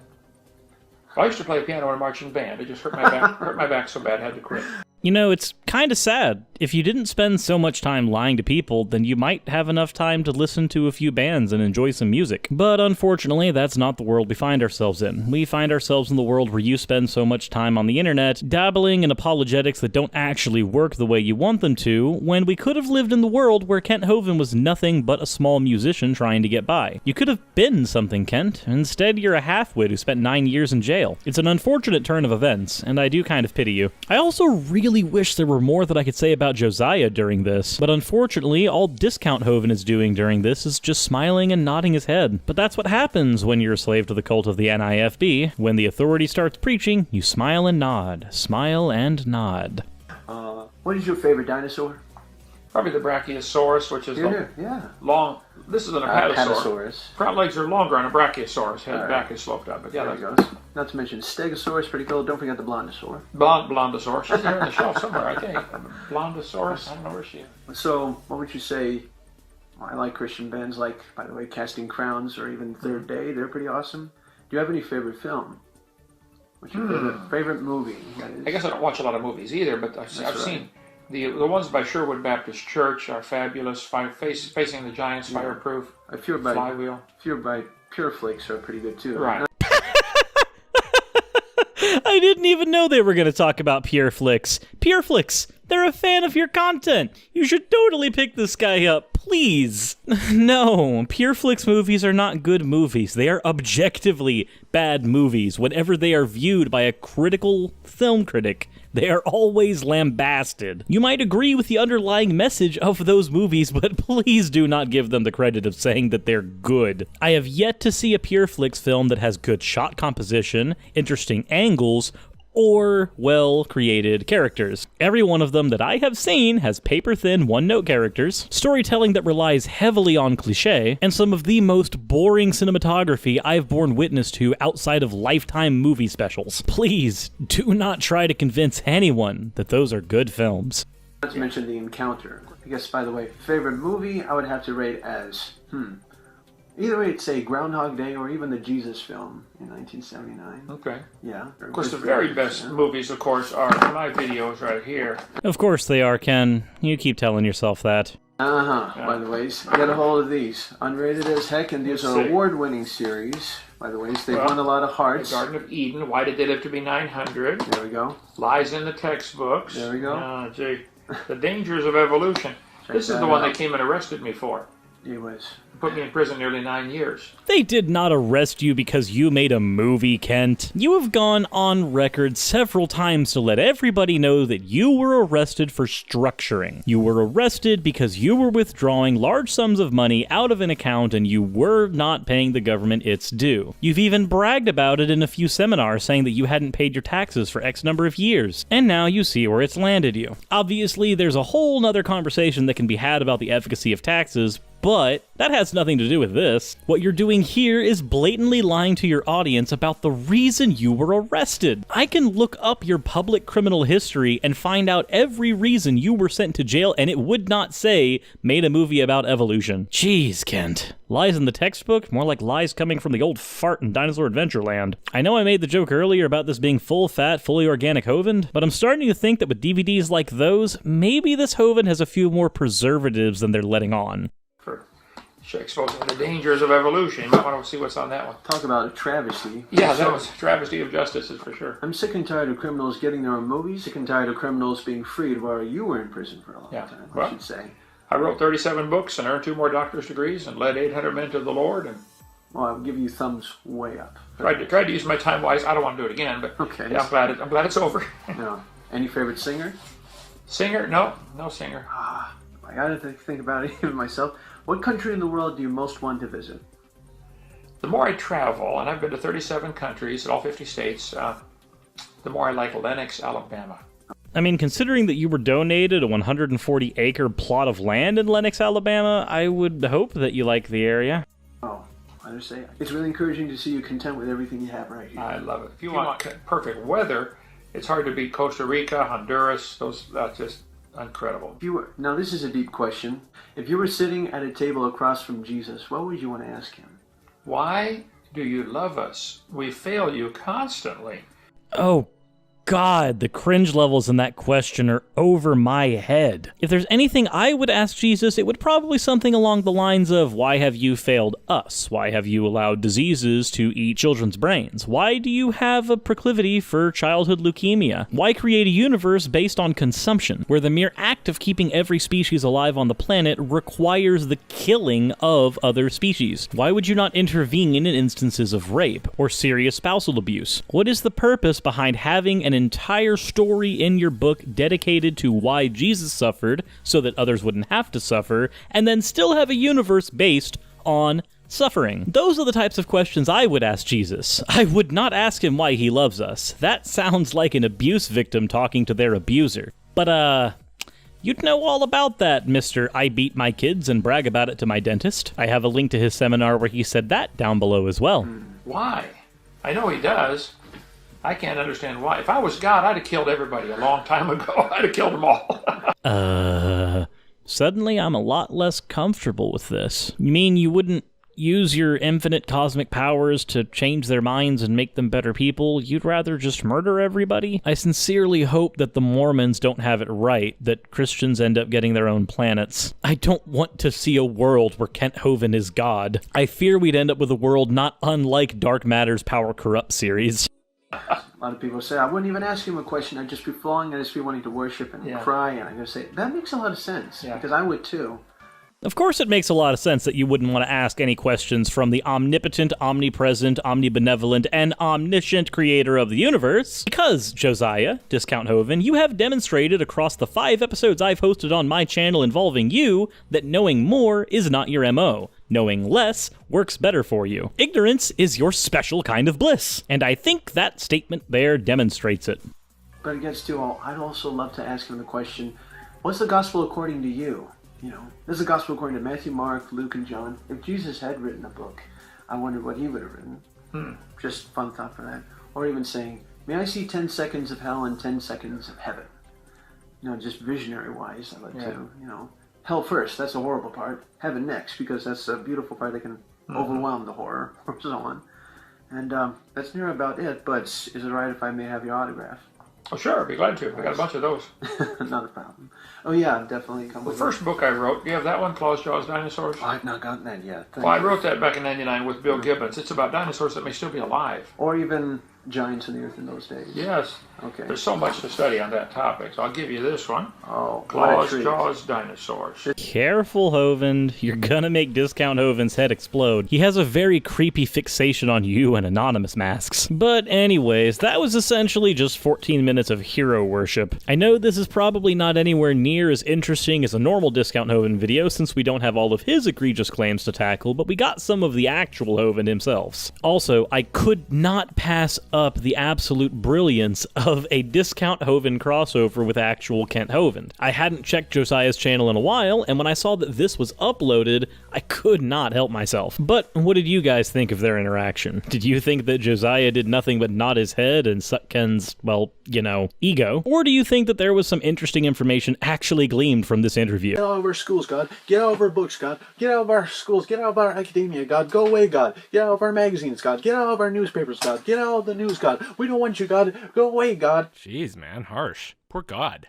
Alright, so who are you? What is your worldview, creation or evolutionism? Well, that's a beautiful name, but it's a bit of a mouthful. I'm not going to say that the whole video, so let's see. I see I got some Kent Hovind posters there in the background. I think I have a pretty good idea what's coming. So how about I call you... What was that noise? People can't get in here. It's not like I have a door people can just walk straight in, at least without talking their way past, this guy. Hey, Tentacle Monster, this is a little bit awkward after all this time, but what am I supposed to call you? Right, I knew that. Without talking their way past... Huh, there's a tiny shaman in my house. That's odd. Hey, little buddy, how'd you get past the tentacles? Discount Hovind is mine. No, I'm pretty sure that's mine. I just came up with it all by myself. I said it before you came in. Everyone heard it. No, I mean, Discount Hovind. It's my series. You're currently stepping in my territory. So to be clear, you're telling me that you just snuck into hell and broke into my house, and I'm in your territory. And get your ass back to the Shire. Okay, I mean, I guess you've got a point. Or I could just call in some hellhounds and have you taken out of here. I assume. I don't know. I've never called security here before, but I assume it's something cool like that. Or, you know, we could do something other than having me eviscerated for trespassing. Yeah, okay. I guess it'll do me some good to have some company for once. Maybe, I guess. You want to help me debunk this guy I just found? Pretty sure nobody's ever done it before. Oh, well, of course. I mean, I'm 6 episodes deep into my series on this guy anyways. I guess this'll just be episode 7. Taking credit for other people's discoveries. Typical Hobbit. What video are we checking out anyway? It's called The 7 C's of History. Oh, God. Oh, Discount Hovind's gonna educate us on history? Excellent. I needed a laugh today.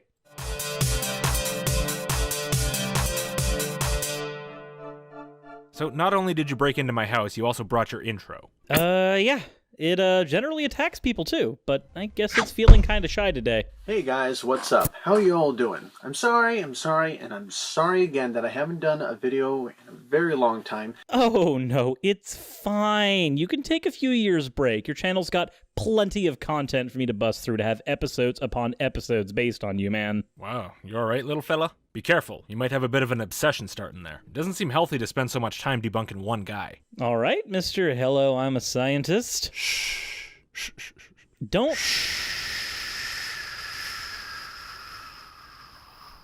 This video is not all about me, like how things went. No, how did things go, Josiah? I know it's not really about me, but if you really want to know, I've been traveling a lot. I've been getting a lot of new jobs. I've been meeting a lot of new people. I've hooked up with a lot of modeling agencies and acting agencies, and pretty much I'm even gotten a job cleaning buildings and such and such. Congratulations. Sounds like the modeling agency's been working out great. Got you all the best janitorial gigs. I'm still crossing my fingers that he'll debut in the next PureFlix film. Oh, just like everyone else, I'm busy with a lot of certain things. By the way, I'm really thankful and I'm really excited that Ken Hovind is soon to be released from prison sometime maybe this February. I'm not sure. I don't want to jump to conclusions, but I'm just saying that's what I've heard. Oh, he's out. Don't you worry about that. He's out, and he's discovered the internet to boot. Much to my chagrin. Mine too. Means I'll keep getting requests to debunk him for years. But at least maybe they'll stop in like 50 years when he's long gone, so I guess I can look forward to someday never having to make another Hovind debunk. Possibly after I'm also dead of old age, but at least it'll stop someday. But then you'll have to do Eric. No, Apologia's already dealing with Eric. And that leaves me with this guy? That's right. How you feeling about your life choices? Yeah, no, don't make me answer that honestly. Ah, you've become a real YouTuber. I think it's a real relief that finally he gets to get out after all such an innocent man who has kept his constitutional rights and constitutional laws has been locked up for no other reason for the fact that, you know, Big Brother wants to shut him up, No. Even Big Brother enjoys a good comedy sometimes. For the fact that evolution, it's a dangerous theory and it leads to all sorts of social ills, and there's no evidence to back it up whatsoever, and it has nothing to do with science whatsoever. I wonder, Discount Hovind, have you ever caught a cold? You know why we haven't been able to cure it? The virus evolves. It's not really that hard to understand. You know, dude, as much as I'd love to talk about whether evolution is or is not scientific for like the 10,000th time, I thought this was supposed to be a list of C's about history. Where are my C's, Theophilus? The 7 C's of history is what I want to talk about. Oh, good. That's what I mean by how things went. What's the history of the universe in accordance till now? I would like to talk about our origins. Now, the fact is, our origins are not a side issue. They are an important issue. They are vital to our understanding, because what you believe determines how you behave, whether you like it or not. I see. So then is creationism the reason your idol Kent Hovind is into child abuse and genocide? I said, son, I told you to sit still. You did not sit still. What happens when you disobey Daddy? He said, you get a spanking. I said, that's correct. Bend over. And boy, did I give him a spanking. It was a doozy.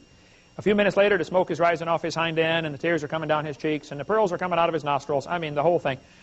I said, now listen, son, we're going to go back in the dentist office, and you're going to sit in that chair. And if you wiggle one time, I'm not going to yell at you. I'm just calmly going to take you back out to the van and give you 2 spankings like you just got. And then we're going to go back in the dentist office, and if you wiggle, I'm going to bring you back out and give you 3 spankings in a row like you just got. And we're going to go back and forth all day until I get tired. And I played tennis for years, son. I have an excellent forehand smash, as you well know. I don't think I'll get tired for a while. You know, the difference, when he was in the dentist chair the second time, he was still scared of the dentist. That had not changed. But something had changed. Now, he was more scared of me. Great psychological difference. He's more scared of me than anything in the world. That's the way I wanted it. This is something that almost no Christian that you talk to seems to understand about how our criminal justice system is completely unbiblical. Now, I've studied the Bible, and I made a list of 11 crimes that should be punishable by death today, according to the Bible. Why don't you throw a few at me, and then I'll see if I can complete the list of crimes that you think today should be punishable by death, according to the Bible. Cursing your father or mother, verse 17, punishable by death. Causing someone to have an abortion, in verse 22 and 23 of that chapter is punishable by death. I think the biologists are going to go crazy over this one and crucify me, but I think there must be something like a mean gene, something in the genetic code that makes animals vicious or mean. But I think there is something in the genetic code that deals with the disposition toward gentleness or meanness. And I think in God's perfect law, if we would continually execute people that do see certain crimes, we would gradually get a much better society that not so many people have this mean gene in them. So you mentioned murder, kidnapping, you mentioned smiting or cursing your parents. What about where the Bible says that adulterers should be put to death, homosexuals, or those who commit bestiality and things like that? Absolutely, yes. And witchcraft. Those, according to the Bible, are death sentences. Now, if that bothers you, what I say about the fact that God created this world and the world is only 6,000 years old, hey, as much as the world is round, the earth is young. Compared to the rest of the universe, sure, it's young. But let's be real here. At 4.4 billion years, she still ain't no spring chicken. But I think she's still looking fine. I mean, check out those curves. 6,000 years, though? That's not just young, bro, that's jailbait. So it's lucky for us globeheads there's no solid evidence she is that young, and the evidence to the contrary is a whole lot better than a driver's license. Which means it's totally legal if I do this. Oh, yeah. Just, give me a minute. Dude, really? Stay out of my business, dwarf! If that bothers you, I'm sorry. Call me Bubba, call me Hey You, call me Jojo, and let's get back to the story. Let's get back to the subject. Why call you Bubba when we already have the perfect name? Discount Hovind. Real funny stolen joke, though, Jojo. If you don't like my degree, then call me Kent or Bubba, and let's get back to the topic. If you were going to take one of Kent's jokes and pretend it's your own, you could have at least taken one that's actually funny and makes sense. He has at least one of those. But this is what you decided to plagiarize. Are you one of these Pendletons who just takes all of Kent's jokes, regardless of their quality? Okay, but he said, let's get back to the subject. 2 minutes into the video, and he hasn't even introduced the subject yet. What gives? Now, the fact is, the 7 C's of history starts with creation, and corruption, catastrophe, confusion, then Christ, cross, and consummation. Sweet, we've got a topic now. Let's dig in. You seem way more excited than you should be. Personally, I'm suddenly much less excited. Before I was expecting some dumb history, now I'm just expecting a sermon. Probably one copied straight off the end of one of Kent's lectures. And what are all these all about? Well, going through them one by one, creation. The earth was created, everything was perfect, and there was mostly land and a little bit of water, and there was mostly water in subterranean water chambers. And the fact is, there was no such thing as clouds, there was no such thing as rain before the flood. The water came up under the earth to, water the whole ground. Okay, so in order for me to accept that, I have to be under the assumption that water never ever evaporated once in the whole history of the world before one couple ate a fruit. That somehow human sin led to the water cycle. You know, the water cycle we know of today, where water evaporates in the clouds and then rains back down. I'm not sure if I or anyone else would buy that. Eventually, in this proposed world, all water would become unusable in time due to the water cycle not being able to filter any of the water on the planet. Evaporation and condensation are key factors in water purification, and you're proposing a world that lacks this. You don't really think this through, do you? Not to mention, where in the Bible does it mention that it didn't rain? I'm fairly certain that you're just pulling that out of your ass. Or rather, based on your particular style of hero worship, you found it somewhere in Kent Hovind or Ken Ham's ass. That out of the way, let's tackle this article. Before the fall, everything was vegetarian, and people try to say, you're really insane to believe that lions and bears were all vegetarian. Well, some of them are still vegetarian today. There was even an article in Creation magazine about a lion that would not eat meat, that refused to eat meat. And here's the Creation magazine that contains that very subject. Right at the bottom it says the lion that never ate meat. It actually has this article, the lion that wouldn't eat meat. So a long history and a long article about the lion that was vegetarian. This is not a mutated animal. This is just a catchback to the original creation. All animals were like this. All the animals were like what? Captive and fed a specialized diet by humans? Here's the article so people can see it more clearly. And as you can see, it says, Little Tyke continued to do extremely well on a daily diet of cooked grain, raw eggs, and milk. The cooked part of cooked grain is really important because that cat would have had serious problems eating raw grain. The article also mentions the lion eating grass, which cats certainly do, but cats can't digest grass. It makes them throw up, which aside from its laxative qualities is exactly why they eat it, to get rid of other stuff they can't digest, which is worse in their digestive tract. Now, despite the information about this lion apparently only existing as an anecdotal account in some random's book, which was copied into creationist magazines and websites that accept it uncritically as fact just because it suits their agenda, I really wouldn't be all that surprised if you could keep a captive lion alive on the food that the article claims they did. In the wild, cats, including lions, absolutely would need meat to survive, but if you have a captive lion with some sort of problem with meat, then instead of just letting it die, you could feed it the right alternatives in the right quantities to give it the nutrients it needs, like, for example, taurine is a very well-known one. The type of milk isn't specified, but it does say that the lion lived with sheep, and sheep's milk contains significantly higher amounts of taurine than cow milk. So if that's what they were using, even better. If anyone knows more details about what's needed to keep a lion alive and whether a diet anything like this is even feasible, leave a comment about it. I'm no expert on lion nutrition, so I'm just going to be charitable here and accept that the story might be true. The article also says the owners worked on refining the lion's diet, even going as far as to give her rubber boots to chew on to keep her teeth and gums in shape. Again, something not available in the wild. And that's the big problem here, because I have no doubt that an obligate carnivore with problems eating meat can technically survive on a special human-created meatless diet. You could make any animal survive without eating its natural diet if you deliver the right nutrients some other way. But if you take this animal out of captivity and put it in the wild, it's simply gonna die. It doesn't have access to even the most basic nutrients it needs to live if it doesn't eat meat. And the article even says as much in a note. It seems unlikely that eggs, or milk for adult animals, were part of the pre-fall diet. The point to note here is that lions do not need meat to survive. Oh really, so what were the lions eating before the fall then? Eggs and milk that weren't part of the pre-fall diet, and grains they couldn't cook, and veggies they couldn't digest? No. In the absence of a sufficient alternative nutrient source like sheep's milk or eggs, lions absolutely need meat, and you've just set up the pre-fall environment as lacking those alternatives. Of course, this is really all beside the point, because even the existence of a truly vegetarian lion wandering around the African savanna grazing among the gazelles wouldn't mean the fall happened. Just because you have sharp teeth doesn't mean you're a meat eater. It just means you have sharp teeth. Actually, no. Sharp teeth like that mean that you eat meat. Your teeth are an indicator of what type of food you're supposed to be chewing. Sharp teeth are for tearing flesh, flat teeth are for grinding plants. Humans are omnivores because we have both sharp teeth and flat teeth. Compare us to something like a cat that doesn't have any of those flat teeth, and look at their diets. They are predominantly meat eaters. Now look at animals that eat predominantly plants. They have flat teeth. This is not a coincidence. It is part of evolution. But that's something that you seem to deny for some strange reason. Just so you're aware, evolution doesn't exactly threaten your religion.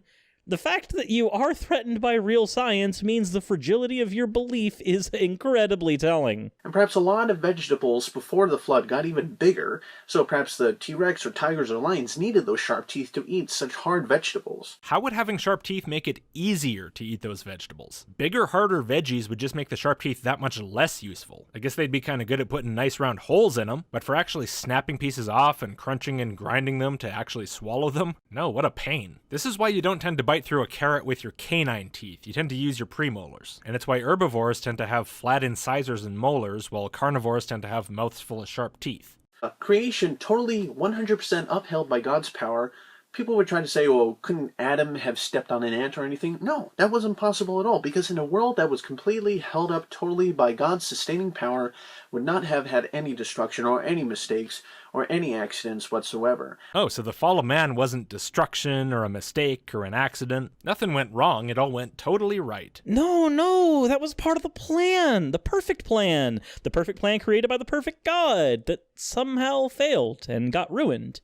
You know, that plan. I mean, think of Shadrach, Meshach, and Abednego that were thrown in the furnace because they refused to bow down to an idol, and they were alive in that hot, hot furnace that would have just boiled you alive or turned you to vapor instantaneously.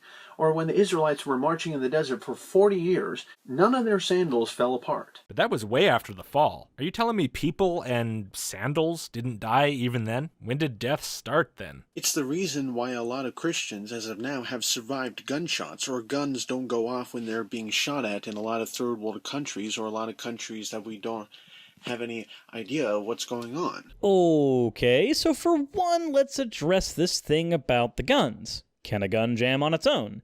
If so, then the fact that the gun jammed when shooting at somebody who professes to be a Christian isn't that special. Happens all the time. If your claim was really true, then I would assume that any Christian that goes in and professes in one of these violent areas wouldn't have a gun go off and shoot them. Except those guns do shoot them. Moreover, we haven't really been able to find any real evidence that the Exodus actually happened, so you can make the assertion that it did, and we can pretend that their shoes never fell apart, but let's say that the Exodus did happen. Do you, know what the more likely scenario is? That the account of it written in the Bible found the idea of them having to repair shoes so unimportant to the narrative that it was just not included. Speaking of narratives, throwing a couple of believers into a burning furnace and having them not burn alive is part of the narrative that the Bible's trying to get across. The mere fact that the Bible states that there were people who didn't burn alive doesn't automatically make it true. And animals and people got to live over 900 years. You could learn a lot in 900 years. What does that have to do with vegetarian lions and immortal sandals? You're drifting all over the place. Plus, who knows what kind of IQ Adam had? He came pre-programmed straight from the hand of God. He could walk, talk, name the animals, and get married all first day. Probably had an IQ of 4,000 or 5,000, I don't know, way out there someplace. Walking, talking, naming the animals, and getting married aren't exactly 5,000 IQ skills, dude. Sure, if it was a newborn baby, it'd be pretty amazing, but Adam didn't start as a newborn baby, did he? So I'm not sure why you think I'm going to be blown away by him being able to walk. Dooming the entire human race after being told what had happened, though, now that's some high IQ shit. Had a photographic memory. I do too, but I ran out of film years ago. Speaking of IQ, you know what makes you come off as real lacking in that department? Copying Kent Hovind word for word, jokes and all, and then pretending like you're speaking your own thoughts. Adam was pre-programmed straight from the hand of God. He could walk, talk, name all the animals, and get married first day. Probably had an IQ of 4,000 or 5,000, I don't know, way up there someplace. Had a photographic memory. I do too, but I ran out of film years ago. Oh. My little witch doctor home invader here is right. You are just a discount Hovind. Even steeper discount than John Pendleton. Actually, no, I take that back. You're not even discounted. You're secondhand. John Pendleton's like you went out and bought a heavily used and kind of broken Kent Hovind at Goodwill, and you're like Kent Hovind from the Goodwill outlet store where the stuff nobody wanted to buy in the actual Goodwill that's all busted and covered in feces gets sold off by the pound. But the reason why a lot of plants and animals and people got to live over 900 years is because there was a seventh layer or canopy of water, ice, vapor, I don't know. Water comes in 3 flavors, and actually was able to shield the Earth's atmosphere and shield from a lot of UV light or harmful X-rays or gamma rays from the sun. They're very harmful on your corpse. Wow, that's goth as hell. I don't want to go outside. The UV rays will harm my corpse. And that's the reason why a lot of people would get wrinkly. And the fact is, concrete would help, block a lot of UV light as well. I've been living in this house for a long time, and various parts of it are actually made of concrete. And in a lot of ways, I'm actually 22 right now, but a lot of people still say I still look 17 or still look 20 or that kind of stuff. Maybe it's a compliment, maybe it's not that much of a compliment, but... So you're telling me your skin has been slightly preserved by never leaving your concrete house because you don't get exposed to UV light that way. It doesn't matter if your house is concrete or not, right? If you have opaque walls and a roof, you're not being exposed to UV radiation from the sun. It's possible that by avoiding the sun like a vampire, you are keeping your skin a little bit younger, sure, although you're only 22. I looked pretty young at 22 as well, and now look at me. I gotta iron my pantyhose face every single day, and you can still see the wrinkles before I CGI them out in post. I'm not real interested in how you look at 22. I want to see how you look at 42. Anyway, in the Kent Hovind speech you're copying this all from, he wasn't talking about concrete blocking UV rays, he was talking about it blocking the X-rays that are coming through the atmosphere all the time and blowing you full of holes constantly, because you don't live under a thick-ass concrete roof, which at least makes a little more sense. Or it would if the atmosphere didn't absorb basically 100% of the X-rays from the sun, making it a completely stupid claim. We're getting X-rayed by the sun right now. The sun's X-rays are coming right through that roof, right through your body, and blowing you full of holes inside the building, except on cloudy days because water stops X-rays. And concrete stops X-rays, but this roof does not stop X-rays. And your skin feels the full force of those X-rays. You're getting blasted with millions of holes all day long, every day of your life. Dude, there's a little gap in your curtain. Close it quick. The UV's gonna get you. You'll never get a modeling job again. I like that sort of way. So there's a lot of scientific observations here and there to show that the pre-atmospheric, the pre-flood world was a lot different than what we see today. So the fact that enough mass will block X-rays is somehow evidence that the pre-flood world was different? How? Let's hear your initial assertion once more just to make sure we understand. The reason why a lot of plants and animals and people got to live over 900 years is because there was a seventh layer or a canopy of water, ice, vapor, I don't know. Water comes in 3 flavors, and actually was able to shield the Earth's atmosphere and shield from a lot of UV light or harmful X-rays or gamma rays from the sun. Oh yeah, by the way, the sun doesn't normally emit gamma rays, but solar flares can do it, and those are absorbed by the atmosphere too, so you don't have to worry about those either. So I guess your reasoning goes something like, you've just assumed that people lived to 900 years old before the flood because they weren't exposed to X-rays or gamma or UV, so therefore the pre-flood world must have been shielded from UV and X-rays. And considering this shield was a thick sphere of ice or water surrounding the whole Earth and blocking the sunlight, I assume they lived huddled together in the darkness trying to fight off the cold. So okay, it's great that you assert this, but there's zero evidence for any of that. Not that anyone actually lived to 900 years old, or that being heavily shielded from solar radiation will let you live to 900 years old. But we can certainly test that last bit. Just take a person, or if that's an ethical issue, then a rat, and put them in a heavily radiation-shielded room for their entire life. If they live many times longer than the average lifespan, then your claim is supported. And if they don't, it's stupid and we throw it in the garbage. Anyone want to place a bet on the outcome? Of course, considering there's no evidence of 900-year-old humans in the first place, it's kinda silly to speculate at all about why they might live that long. The only people walking around with that kind of age are us reptoids, but I don't think you mean to say we're who the Bible was talking about. I'm suddenly feeling much less comfortable. Rep what now? Don't worry about it. We don't disassemble people anymore. Except if they expose the whole fake sun thing. Don't do that. Why do I not feel reassured? Shh. Everything's fine. Just focus on the video. You know, what we see today is a junkyard compared to what Adam and Eve saw. What if the whole world had hyperbaric conditions before the flood came? Talking about the hyperbaric oxygen chamber where a person can go in and they close it and they triple atmospheric pressure and 3 times more oxygen, you know, and after someone gets out, you know, old man gets out of there and he feels like running around the world. Your hemoglobin gets oxygen saturated, which means you could run for hundreds of miles without getting tired. Yeah, no, I'm gonna have to call bullshit on that. Oversaturated oxygen levels are actually kind of a bad thing. Conservative oxygen therapy has been proven in a lot of tests to actually be more beneficial than liberal oxygen therapy. And what you're talking about here would be an environment akin to a liberal oxygen therapy environment. An environment that is so rich and dense in oxygen that it would have produced skin irritation, nasal dryness, and oxygen toxicity, and maybe even lead to the suppression of breathing. These are all side effects that can occur with oxygen therapy now, and that's when we can regulate it. If the environment was nothing but this, then you would see these results in spades. Yes, environments from, say, the Precambrian area were a little more oxygen-rich than the environments we have now, but life on this planet has evolved to adapt to the present oxygen levels, and it took a very long time to evolve to get to that point. If humans existed in their present state and were dropped into these environments that you're claiming we were in, we would be very ill-suited for survival. People are trying to say, why do we dig up their cities?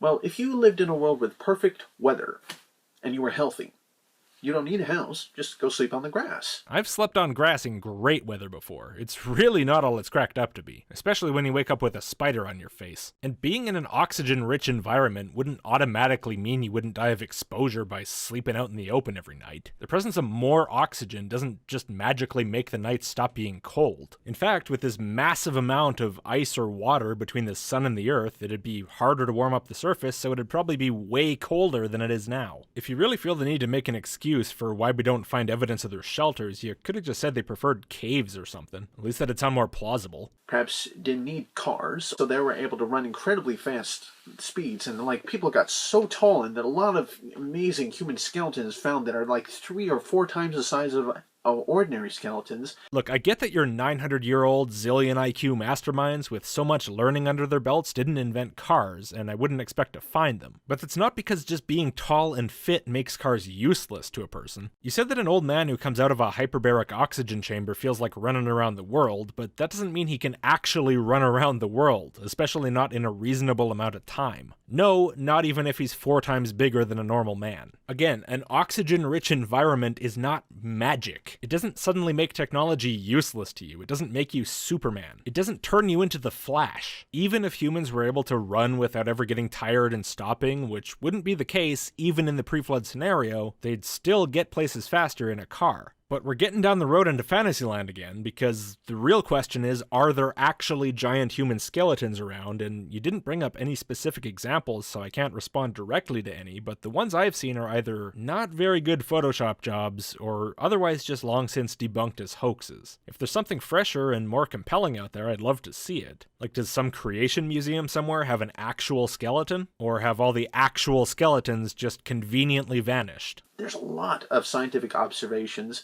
and evidences that we are descended from giants, not primitives. Like, there's no evidence for that. All that evidence for supposed, chimpanzee-like creature, ape-like creature to man is just based on a whole history of lies and fallacies and forced information and forged information. And fossils that you can actually look at and which can actually be studied. But no, you're right. These weak-ass Photoshops are way more compelling than that. And a lot of forged evidence, none of it real. There certainly have been fossil forgeries before, and how do we know that? Because they were exposed as forgeries by scientists who accept evolution. And yet still you go on and on about how those forgeries discredit science, while simultaneously going on and on about how the forged pictures of giant skeletons some jackass made in 20 minutes in a computer, without ever producing any physical object, forged or not, are 100% real. Those you accept unquestioningly because they make you feel good about your beliefs. What a joke. But it still remains in the textbooks. I just want to actually get to a lot of these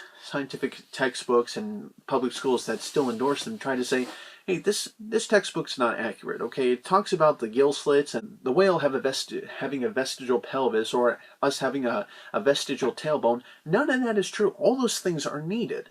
Just because something still has a small use doesn't mean that it's not also vestigial. Something being vestigial only means that it's much smaller than it originally was. Like a tailbone or the hip bones from a whale. It just so happens that in many of these cases, these vestigial pieces are also useless. Also, there isn't any evidence for us descending from giants. In fact, one of our closest genetic ancestors is the bonobo. Really, one of the biggest differences between us and any other primate is that we lucked out on a fusion of chromosome 2. That's really one of the biggest key factors that help differentiate us from other primates of that era. Have you ever taken notice to the fact that if you try to explain the phenotype of what constitutes an ape, then you invariably explain the phenotype of a human? You end up explaining the same damn thing. There's a reason for that, and a damn good one. You're an ape. You never stopped being an ape. The only thing that you've demonstrated in this video so far is that there may have been some merit to Aristotle's ladder. What are you talking about? The Aristotle's ladder, the debunked evolutionary model that said that things get better as they evolve in some kind of hierarchy, as opposed to just adapting to their environments. The joke is that Discount Hovind might be the only example we have of a lesser evolved being. Oh, that joke wasn't funny before you explained it, and it's even less funny now that you did. Nerd. Well, damn, why'd you invite me to your house if you're just gonna make fun of me? I didn't invite you in. I'm not even sure how you got here. I'll make fun of you however much I want. Oh, wow, would you look at the time? We've got a video to respond to still. And the fact is, if we ever lost a tail, that would be the opposite of evolution. A man lost it because he didn't need it. Have you ever thought how handy a tail would be? You ever come to the door with 2 sacks of groceries? I mean, you could open that thing right up and walk right in there. That's the exact same joke Kent made in my last video about him. I didn't know I was being suckered into making another episode of that series. If I felt like responding to Kent today, I would have just done it and got a little bit closer to the end of the nightmare. Lost it because we didn't need it. That's a lie, okay? Just go watch my latest Hovind episode. I think it's number 12. I don't really feel the need to waste my breath going over this again. I'll waste mine then. You've been talking way too much anyway. Evolution doesn't care about what's useful. In reality, all that matters for biological evolution is what helps a species reproduce. If that tail didn't help reproduction, in either, say, helping attract a mate, or by aiding in survival of some kind, then it would more than likely be selected out over time. Typically, animals that have better adapted to their environment make it to the age of reproduction. Evolution isn't some magic genie that says that something is or isn't useful and then either removes it or gives it to you based on what it thinks is useful or neat. It's just a matter of selection pressure. If there wasn't a selection pressure to maintain having a tail, then that tail could become vestigial over time. It's almost like you've never actually read anything about evolution, and you've done all of your studying by watching Kent Hovind videos. At the creation, everything was perfect. Everything lived in harmony, and the fact is, God created Adam and Eve full grown, and the garden was full grown. God did not put two babies in the middle of the garden and give them a bag of seeds and here, plant these quick. Everything was totally grown and fully mature. Adam and Eve had all the genes stored up, in fact. They had all the genes of the world stored up, and God gave them a choice to choose between right and wrong. That's why he created like the tree of life and the tree of the knowledge of good and evil. Well, then your God didn't understand jack all about psychology. It's pretty common knowledge that if you tell yourself not to do something repeatedly, eventually you're gonna cave in. That type of negative reinforcement doesn't actually aid in tailoring behavior against what you're trying to tailor it against. Now, if there were some shot collars or something involved, then maybe. But that's probably a little too kinky for God. If God honestly didn't want them to eat from those trees, then not putting them in the middle of the garden for them to see every single day would have probably been the most logical way for them to not eat from those trees. But by placing them in plain view every day and negatively reinforcing them to not eat from those trees, if we assume that your God in the story is real, then he all but guaranteed that Adam and Eve would eat from the trees they're not supposed to. It's almost like God's written as kind of a dick. I mean, yeah. And that's not even mentioning the spooky, scary torture and fire pit that you'll go to if you don't love him enough. He said, if you eat off that tree, you shall surely die. Spiritually, and they eventually did die physically, because everything before the flood was so healthy and so perfect. I mean, they would have lived forever if they didn't sin at all, but almost 1,000 years. Living over 900 years. That's amazing. And then there's corruption. The devil said, if you eat off that tree, ye shall be as gods. Because of that, sin came into the world, and now we're living in a junkyard. We're living in a fallen world, in a destroyed world, a physically and spiritually destroyed world. And so there's so many cults and so many religions today that say you can become a god. Even the theory of evolution. Man is the god. Evolution does not say humans are gods. Please, find me a scientific book or a study related to evolution that says anything like man is a god. And I don't mean creationist propaganda meant to demonize evolutionists as self-worshipping megalomaniacs. I mean something written by someone who accepts evolution. You're not going to find it, because we're not the ones saying evolution means humans are gods. Creationists are the ones saying that, while also saying evolution means humans are worthless animals and it doesn't matter if we kill each other. I'm not sure how you make those two things fit together, but hey, it's your idea. You deal with it. And so that's why it's one of those, it's still religious, and it's still a false god in religion. Of course, people would try to say, skeptics would try to say, oh, snakes don't talk. How could the snake, you guys believe in talking snakes? Of course snakes don't talk. The fact is, Satan exists and his demons exist, and Satan was the one who inhabited the snake or turned himself into a snake, and that's why he was able to talk.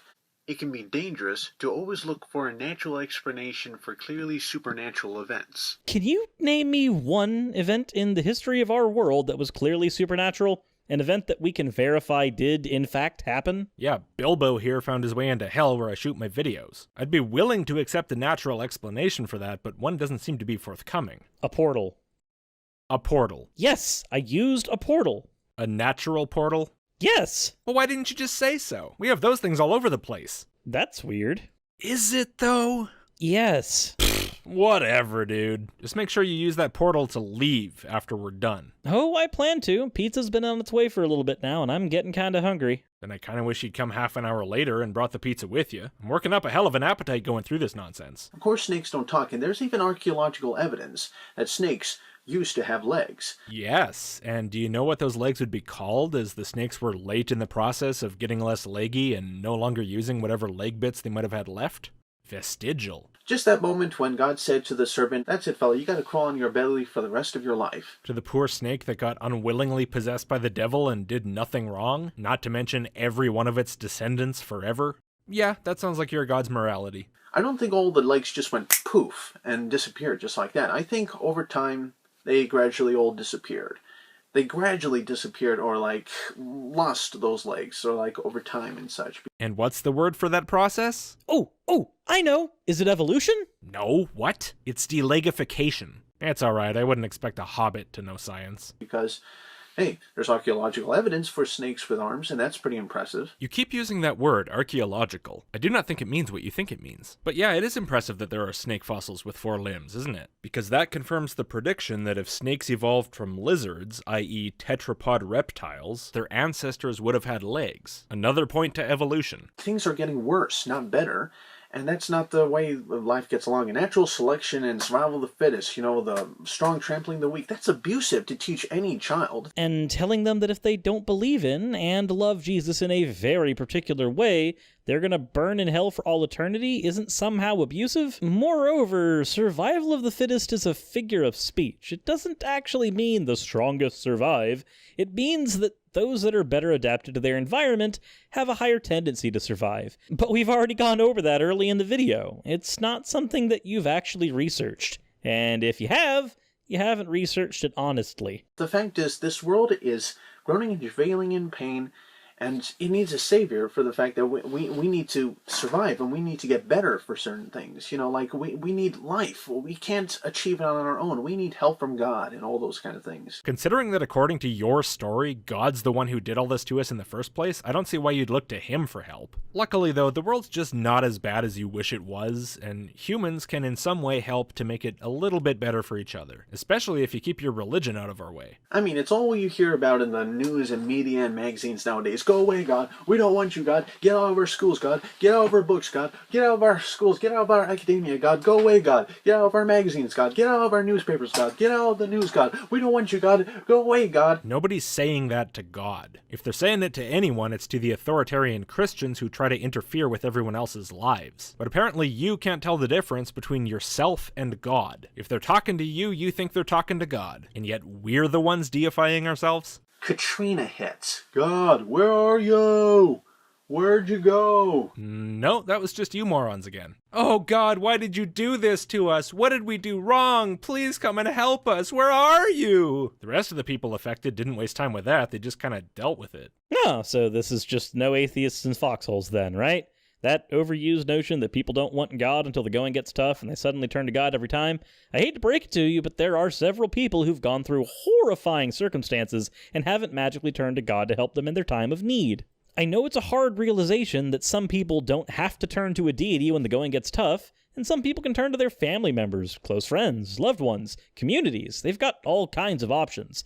This imperative that people in their situation have to automatically turn to God is honestly really gross and infuriating to listen to. This is completely ignoring the fact that in almost all these situations, like, say, a natural disaster, if your God was really omnipotent, then it would logically follow that he caused that hurricane or that disaster. And if not caused, then he blatantly allowed it to happen. Do you not see the problem here? And who am I kidding? Of course you don't. You're just perfectly content in that Ray comfort zone. Just think of the fallacy in a lot of people's thinking these days. Calling out fallacious thinking is great and all, but you are really not the right person for that job. They ask God to leave. God just simply gives up his hands and says, okay. But if this happens, if I leave, my sustaining power, you ask for it, that can be gone. And just like that, you're gone. Poof. With all the fallacies that you claim everyone else has. So what's the takeaway here? Well, as per usual, Discount Hovind has shown that he's not exactly got the mental faculties required to form a cogent point. If he does, then he simply avoids using them because that's what his hero and savior Kent Hovind does. It's honestly really sad, and I'm starting to think that the series is turning into a bit of a character study on Josiah. A very sad, depressing character study. Man, is Discount Hovind ever a good nickname for this guy. He's nearly indistinguishable, right down to taking the words straight out of Kent's mouth half the time. I'm sure I didn't catch every instance of him directly ripping off Kent's speeches either. It was kind of painful to listen to, but I guess kind of funny in some ways too. Anyway, audience, if you're watching this on my channel, then go ahead and follow this weird hobbit thing back home through his portal, and check out his channel and grab a slice of pizza. I assume he has a name. What's your name, fella? It was Suris. Smeagol, right. And speaking of the portal... Yeah, I'm going. I can smell the pizza from here. Try to keep the reptoids from biting me on the way out, eh? I promise nothing. Farewell, tiny critter, whatever your name may be. Drink a half pint for me when you get home. So what'd you guys think of the video? I'm really awful at collabs, so I almost never do them. This is kind of a trial run. Let me know in the comment section below if you liked it, and give the video a like if you want to, and subscribe if you haven't already. Well, that was fun. Honestly, I'm surprised that Logic even agreed to the collaboration. So, it has been a while since we have covered Discount Hovind. And by a while, I mean almost a little over a year. I originally stopped covering Discount Hovind because... well, they stopped making content, and it just wasn't worth it to really do anything about them anymore. But someone basically convinced me to do it again by pointing out that in the last year, they have actually made some more content. And since that's the case, well, time to go ahead and suffer with the Kent Hovind Ken Ham simp of the internet. Let's go. Well, greetings and salutations and happy Valentine's to anyone watching, everyone not watching this video, and everyone watching this video. And it's not offensive to say happy Valentine's, since there are a bunch of holidays even in February. You don't have to say happy holidays, and it's fine. Okay, what? Nobody... Is this some war on Christmas shit? Already?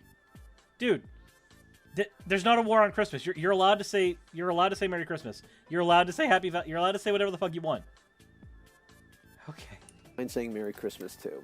So might as well say Happy New Year to everyone also watching. And in this video, I really want to declassify quite some false claims even made in some foolish cartoon series, even made in this day and age, by some people who are behind Family Guy and some people who are behind The Simpsons. Now, personally, I should say I appreciate a lot of the voice talent behind them.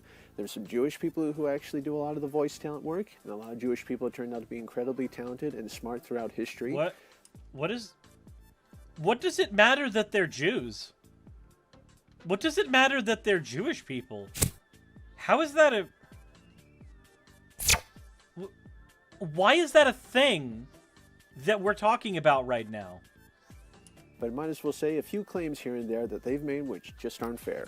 When it even comes to Lisa the Skeptic, saying that when they found this fossilized skeleton of an angel, and everyone wants to believe in it, and apparently Lisa says it can't be an angel and there is no God because it's not scientific to believe in God. And I should say there's a Family Guy episode where Stewie and the dog, whatever his name was, they were actually going through many alternate dimensions. His name is Brian. And coming across some alternate universe where there's no Christianity and all this technological advancements and flying surface boards and a lot of flying cars and a lot of great healthcare and floating chairs. And they say, because of no Christianity, they were able to completely advance in science. Basically, the Dark Ages didn't happen. I should say, no, sir, I'm sorry, you got it all wrong. It's a historical misrepresentation. You're going to talk about historical misrepresentations, but Discount Hovind, I got a question for you.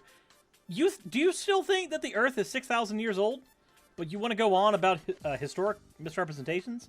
Now, I recognize that's too quick, so maybe I should actually, address the point in fairness. It is true that there is a misconception about what the Dark Ages was. The Dark Ages was not this time where technology just stopped and it was horrible. That is a giant misconception. But you're effectively criticizing Family Guy and The Simpsons for a joke. Now, I don't know the exact episode you're talking about with The Simpsons, where Lisa, you said Lisa the Skeptic. I'm not sure if I remember when she became part of Skeptic YouTube. But where she says it's not scientific to believe in God. It is technically not an untrue statement, because science deals with methodological naturalism. So belief in God or non-belief in a God are not concepts that you talk about in science, because science deals with naturalism. Science deals with the natural world. It's methodological naturalism because science assumes, for the sake of progress, for the sake of making sure that things work, for the sake of experimentation, that everything that exists will be physical, natural, etc. This is distinct from philosophical naturalism, which argues that everything that is physical is all that exists. Non-physical things do not exist. So deities and stuff like that could not exist under philosophical naturalism. Science is only methodological. It's only using naturalism while pragmatic to do so, which is not the same thing as saying that there is no God. So technically, yes, it is unscientific to believe in God, but that's not because science disproves God or anything like that. It's because science has nothing to say on the concept of a God. There's nothing about God that factors into science, because a supernatural being and then a study of the natural world are two categorically different things. Basically, Catholicism is the one that's responsible for the Dark Ages, and that's a big, long story. Wait, hold on. So what you're saying is, it's not that the Dark Ages are a misconception of what we understand historically happened with technology. You're saying that, no, the real Christians weren't responsible for that, it was the Catholics. I hate to tell you this, but Catholics really are Christian, and Catholicism was the dominant Christian religion for ages. It's still Christianity. You can say it's not Christianity, but it is still Christianity, Discount Hovind. I know you believe that there was a secret society of real and true Christians that were underground for like 1,500 years, and then when the King James Bible came up, they came up underground, they came up out of the underground like in Gurren Lagann, and started the one true religion of Yoko's sniper rifle boobies, or however you need that to be. Look, I understand you have a very, very poor understanding of history. I get it. But that does not mean that you get to just say that, no, all of history is correct, but it was the Catholics' fault. Basically, true Christians were hiding. During the Renaissance times, I have to argue to you that just nearly about all branches of science were started by Bible-believing Christians, whether it be from Francis Bacon to Louis Pasteur to Isaac Newton. This is obnoxious. Louis Pasteur to James Clerk Maxwell and Raymond Damadian, the guy who invented even the MRI.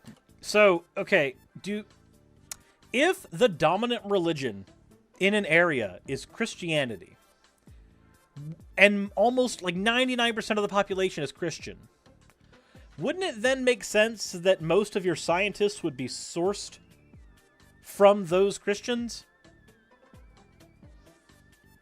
I understand that I know what point you're trying to make, okay? Because I've heard it 1,000 times. Where you get to say that, nuh-uh, all the best scientists were all Christian. That does not suddenly mean that science comes from Christianity. Moreover, it means nothing that some scientists were Christian, or even a majority of scientists were Christian. If the majority of your population was already Christian, then it means nothing that the scientists that were sourced from that population also turned out to be Christian. And people claiming today that saying that Bible believers can't be scientists, they're completely ignorant of the entire history. That's a straw man. Nobody says the Bible believers can't be scientists. Whoever says that is dumb, and I agree with you, they're wrong. That Christianity has actually played in science. Without God, science is actually impossible. What? No, that one I don't agree with. And believe it or not, Stephen Jay Gould actually made a cameo appearance even in the Lisa the Skeptic episode from The Simpsons. Personally, I don't watch The Simpsons or Family Guy. Then why are you talking about them? It's more of a ripoff of The Simpsons. But gotta be saying, if people want to believe in this angel, they want to go inside the museum, all of these good fossil archaeological displays, and just tear it all down. I said, no, you guys, we would not want to do that. Pretty much, the millions of year stuff is all baloney. How? There's so much bullshit packed into a single episode on Discount Hovind's channel. Now he's going to try to justify young Earth creationism. Let's enjoy. Love science. Observational science even. Not speculating about the past when we weren't there. I'd argue that Darwin was no scientist, more of the anti-scientist. What?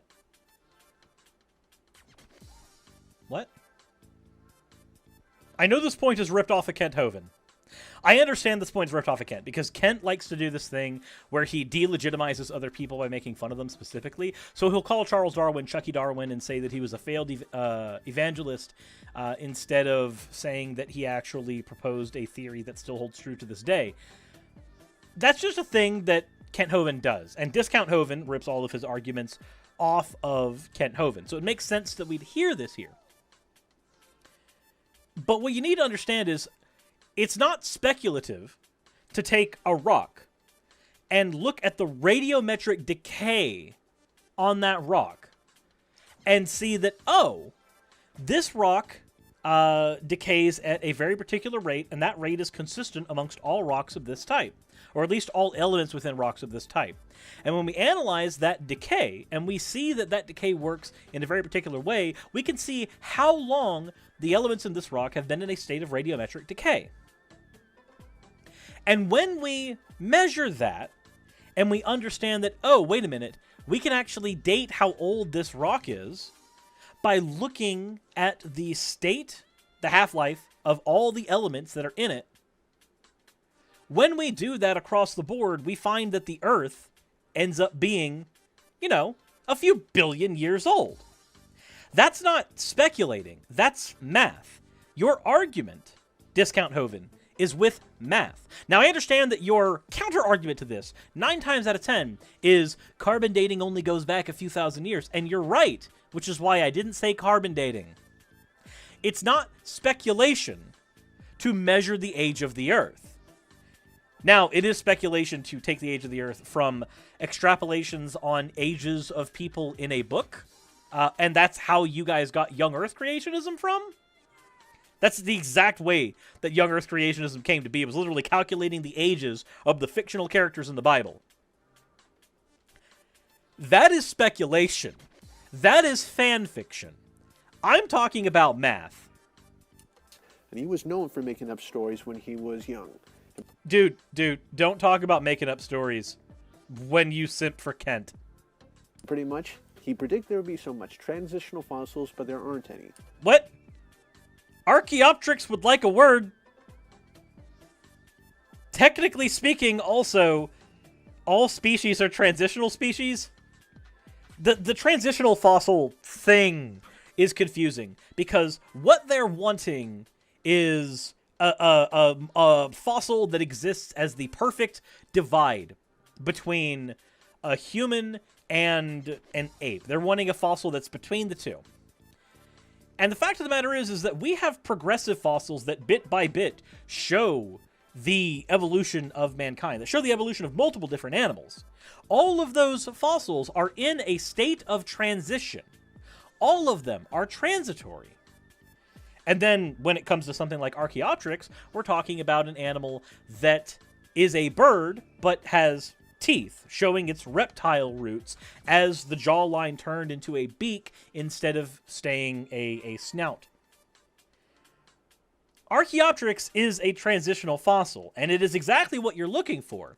But see, the thing that creationists do is when they are handed evidence, when they are handed what they are asking for, they can say, no, not that. That one doesn't count. And they make up 1,000 reasons why it doesn't count. One of the ways that they make up that it doesn't count is that they use the findings of Mary Schweitzer and take the dinosaur DNA that was found in a bone and say that that DNA should not have been found in a speck of blood because blood should have decayed super fast, ignoring that it wasn't blood, it was just a tiny bit of soft tissue, ignoring that that soft tissue, when preserved correctly, could also last that long, ignoring that Mary Schweitzer herself, the person who actually found that soft tissue, has said, no, this is not evidence of creationism, stop being stupid.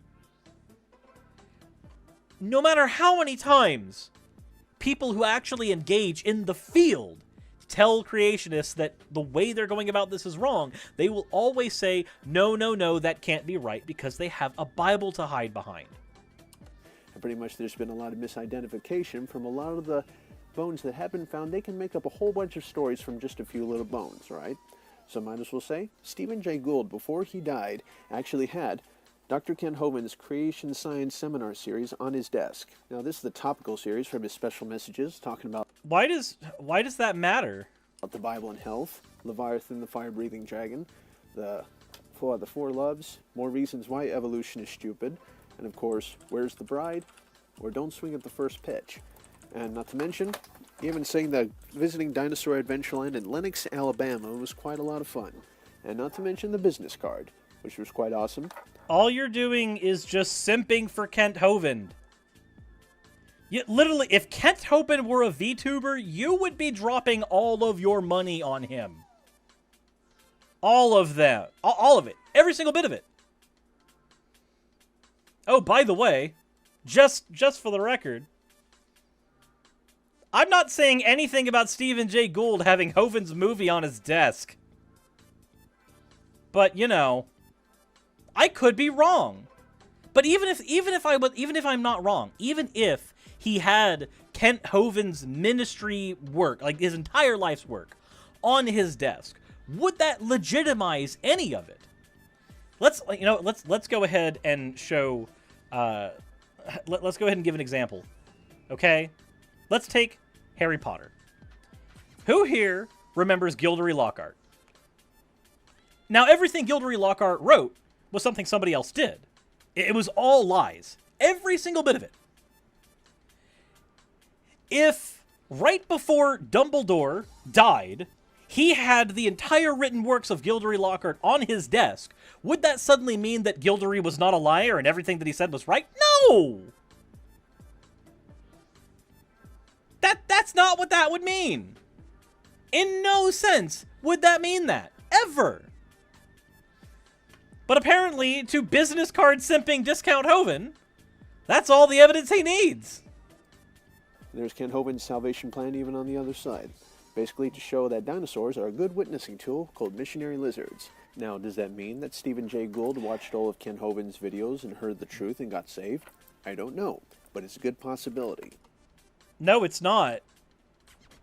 That's not a good possibility. How it, again, okay, so look, with the amount of videos on my channel that I do on Christianity, other religions, is any of that evidence that I have heard the truth and now I have become of the true religion and I will now be coming to heaven? No, that's not what it means. And every single one of you in the chat trying to argue for the cult of the unblinking one, stop.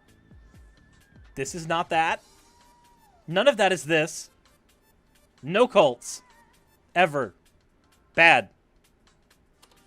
So might as well say, Seth MacFarlane, in charge of Family Guy, and all the people in charge of The Simpsons, get your facts straight. There's a difference between comical or creative humor and insult humor. So get your facts straight, all right? Wait, So there's a difference between comical and creative humor and insult humor?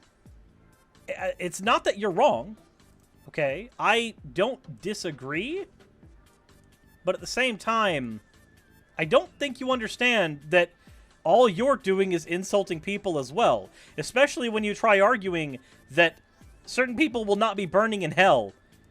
Do you not find any of that insulting?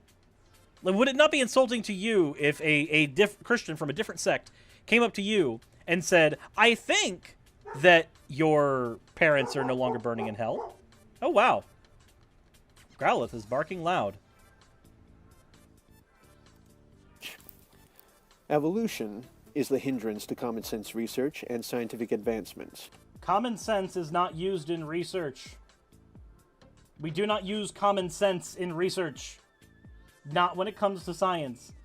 Science requires you to throw out common sense, because common sense is merely the culmination of all of the prejudices that you have managed to accumulate over the course of your life. As a result, it has no place in the scientific method. None. Believe it or not, nearly all branches of science were started by Bible-believing Christians, and evolution or Darwinism has added nothing to the realm of science. And what does evolution have? It's added nothing to the realm of science. Okay, so I got a question.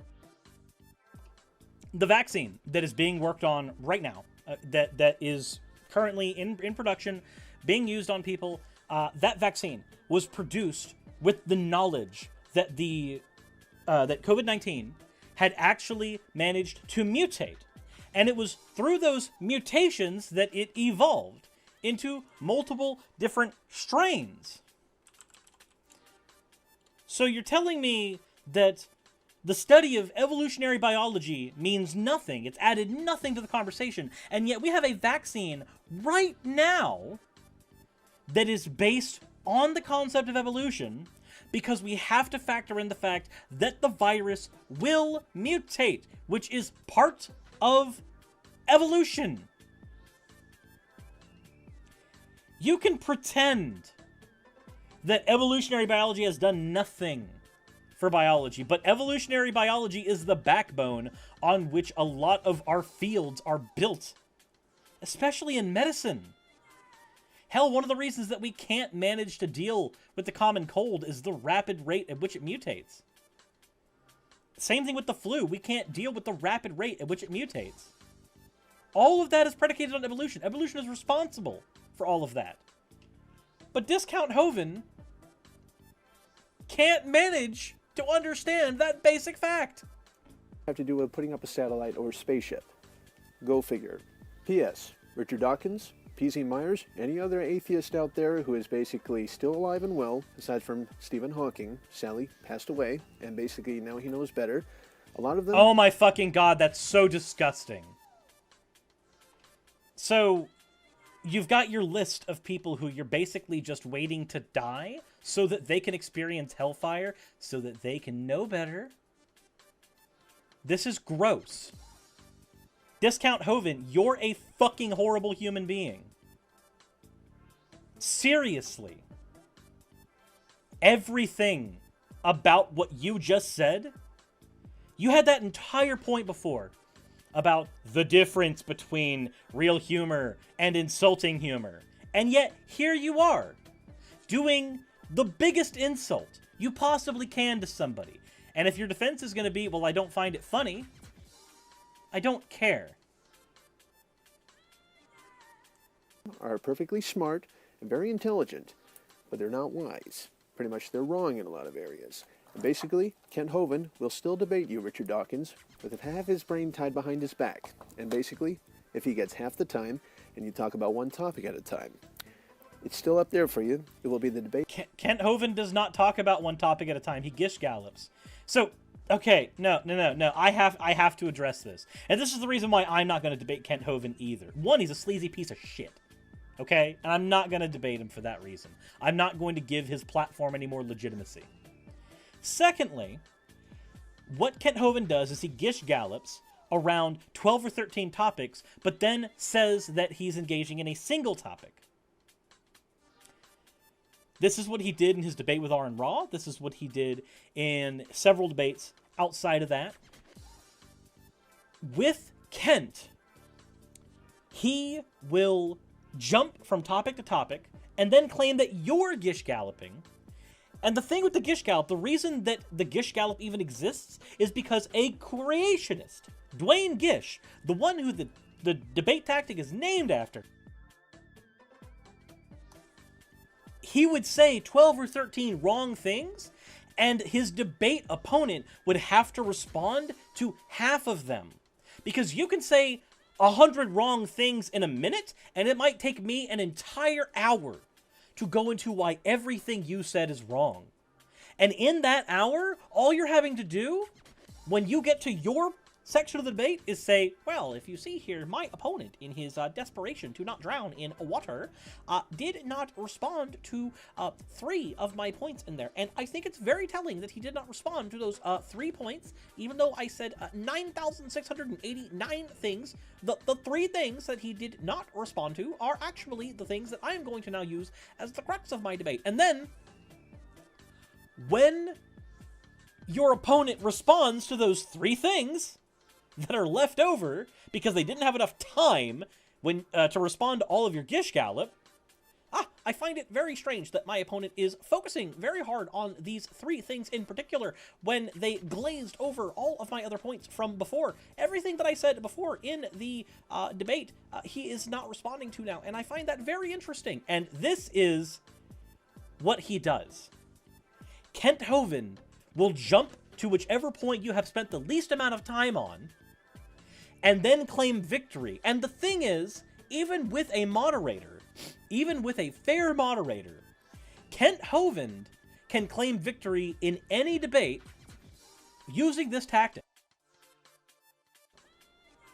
Because it does not matter in the debate who actually wins. All that matters is that his base hears him speak. All that matters is that his base hears him speak. Everybody in the chat that's saying, not if you call him out on it. No, bullshit, wrong. There are people who watch the Bill Nye Ken Ham debate who think that Ken Ham won. And Ken Ham did worse than Kent Hovind generally does. Their base will not think that they lost in most cases. Those debates are about trying to win over gullible people and reinforce the strength of their base. As for what you're supposed to do, don't platform them. G-Wing, the answer is don't debate them. Don't platform them. They're free to say whatever dumb shit they want on their channel, and you're free, on your end, to say whatever you need to do about them. But do not give them a platform. Do not legitimize them on your platform. That's the strategy. The strategy is to not participate in the stupid game. That's the strategy. Debate of the century. Richard Dawkins, I recommend you actually debate Ken Hovind. You'll be in for a surprise. But that's all I got to say for this video. Peace out. Keep thinking. Jesus bless you. Just search it out for yourself. Do the research for yourself is always the response. Always. In every scenario, it's always the response.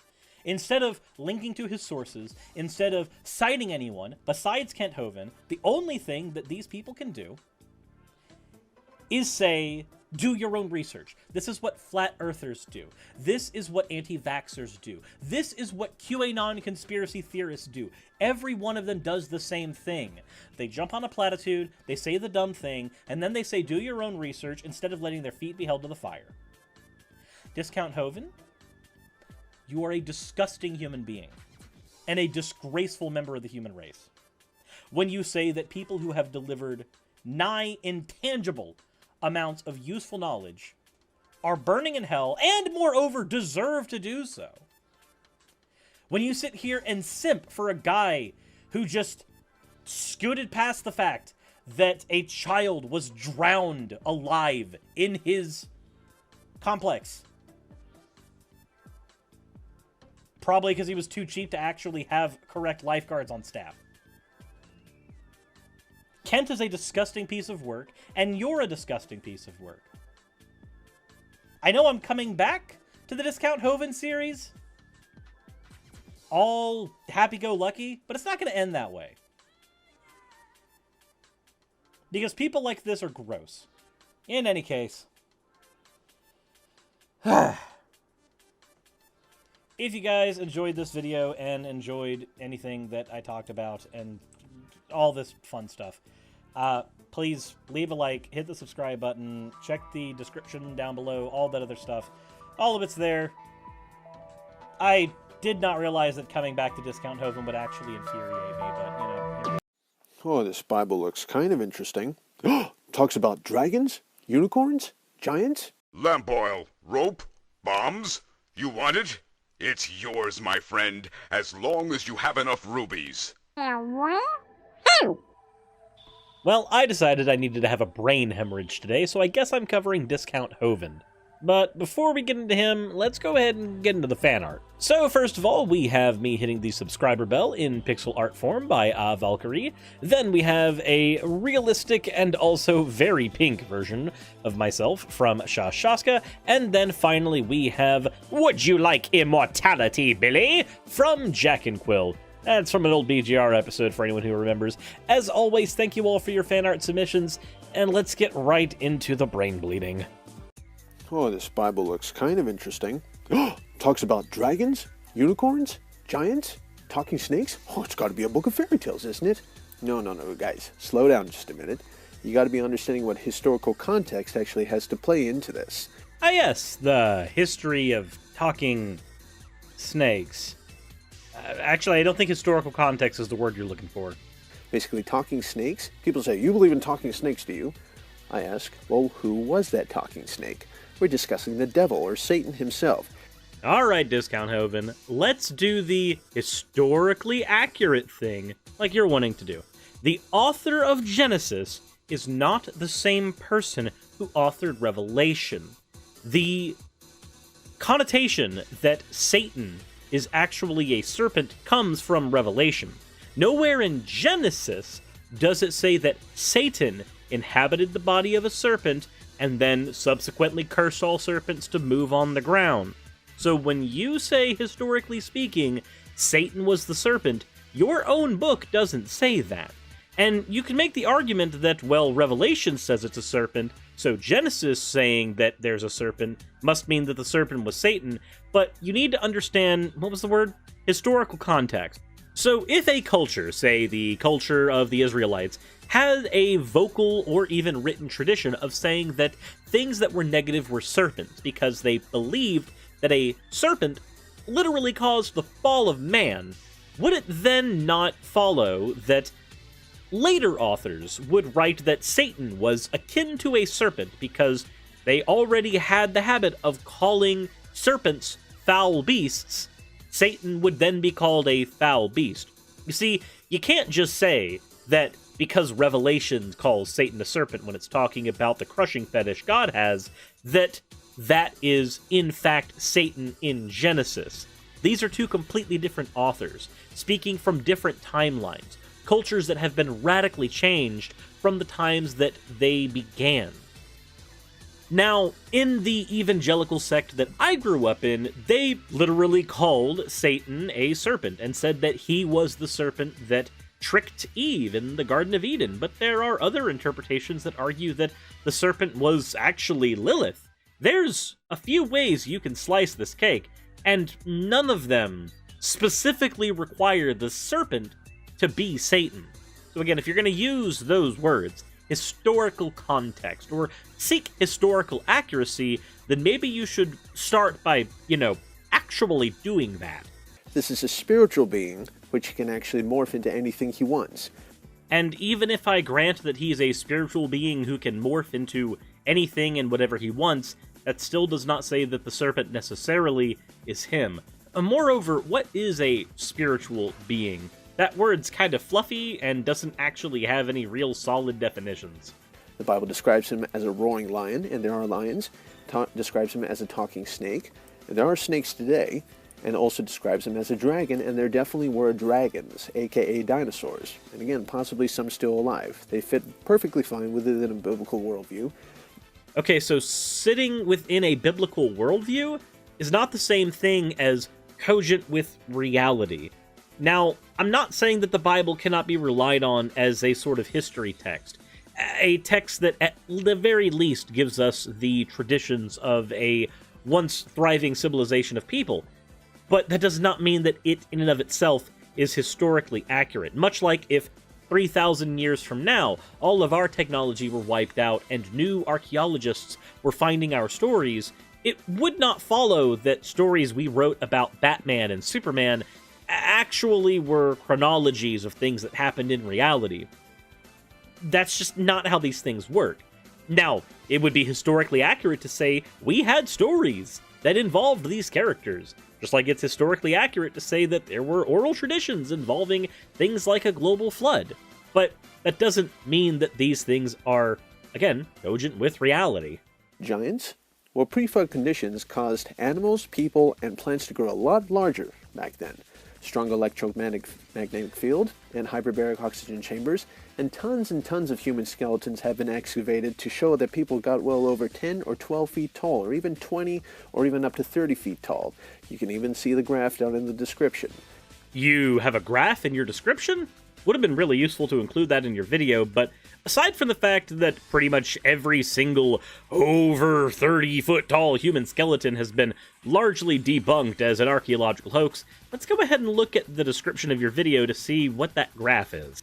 And oh, looky there, when we pull up your graph, it's from the ronaldwiederfoot.wordpress website, where it has a graph of pictures drawn of variously sized human skeletons. Let's go ahead and look at a couple of these.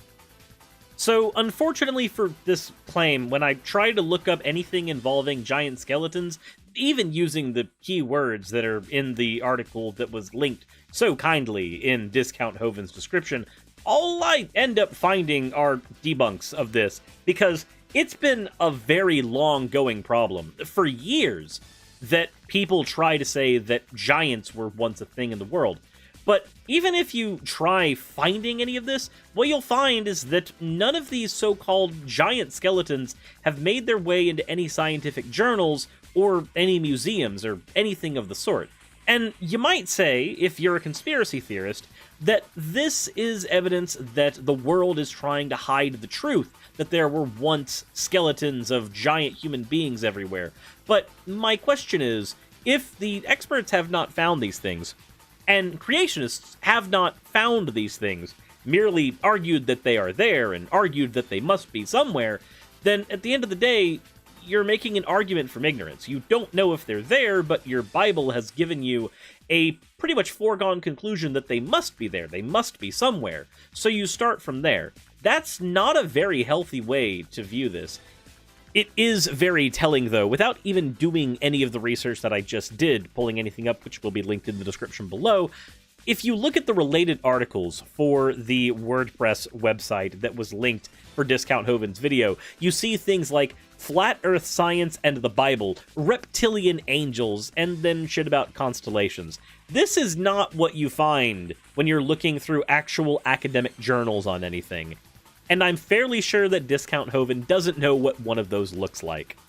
And unicorns?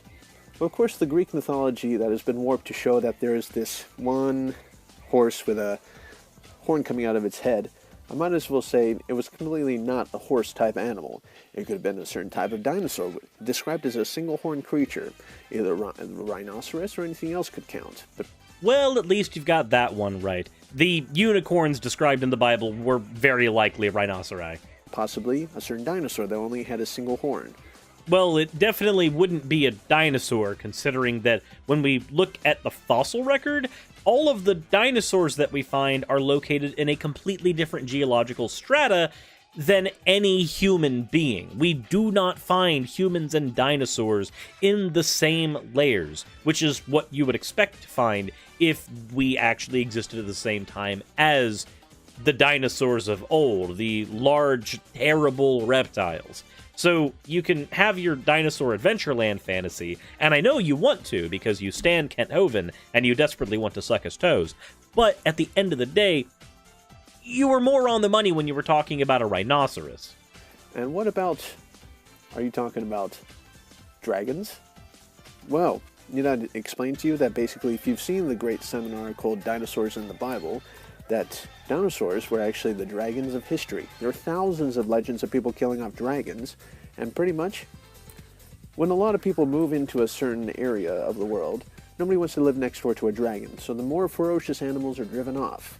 So basically, dragons are mentioned in the Bible 35 times, and talks about the dragons in the seas. Possibly some dinosaurs are still alive today in the seas. And some dinosaurs that are still alive today are chickens, and I eat them whenever I go talk to my favorite local colonel. No, but in reality, the thing that you think about when you're hearing a dragon, it seems to me that the Bible is using a dragon as a catch-all term for any type of giant, terrible creature.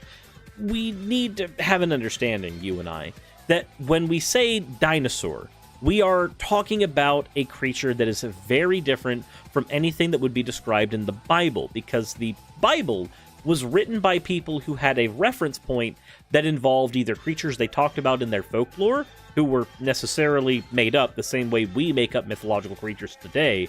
If you've seen Slenderman, for instance, this is a good example of this. A character who we can all debate on exactly how he operates and exactly what his dimensions are and how he looks, but at the end of the day, his home is in the annals of fiction. Many dragons that are talked about in other societies are also existent wholly in the realm of fiction. These animals are categorically distinct and separate from what we have found through geological discovery. When you say dragon, as it's referenced in the Bible, I envision any number of random-ass giant creatures that are essentially talked about as part of an oral tradition of a society, not real-life things that one day walked the earth. Just as with Slender Man, there are real people who walk the earth who are tall in business suits, but that does not mean that they are necessarily Slender Men. Likewise, there being dragons in mythological tales does not necessarily mean that these were dinosaurs. Basically, back then, they had so many sea serpent stories and so many sea monster stories.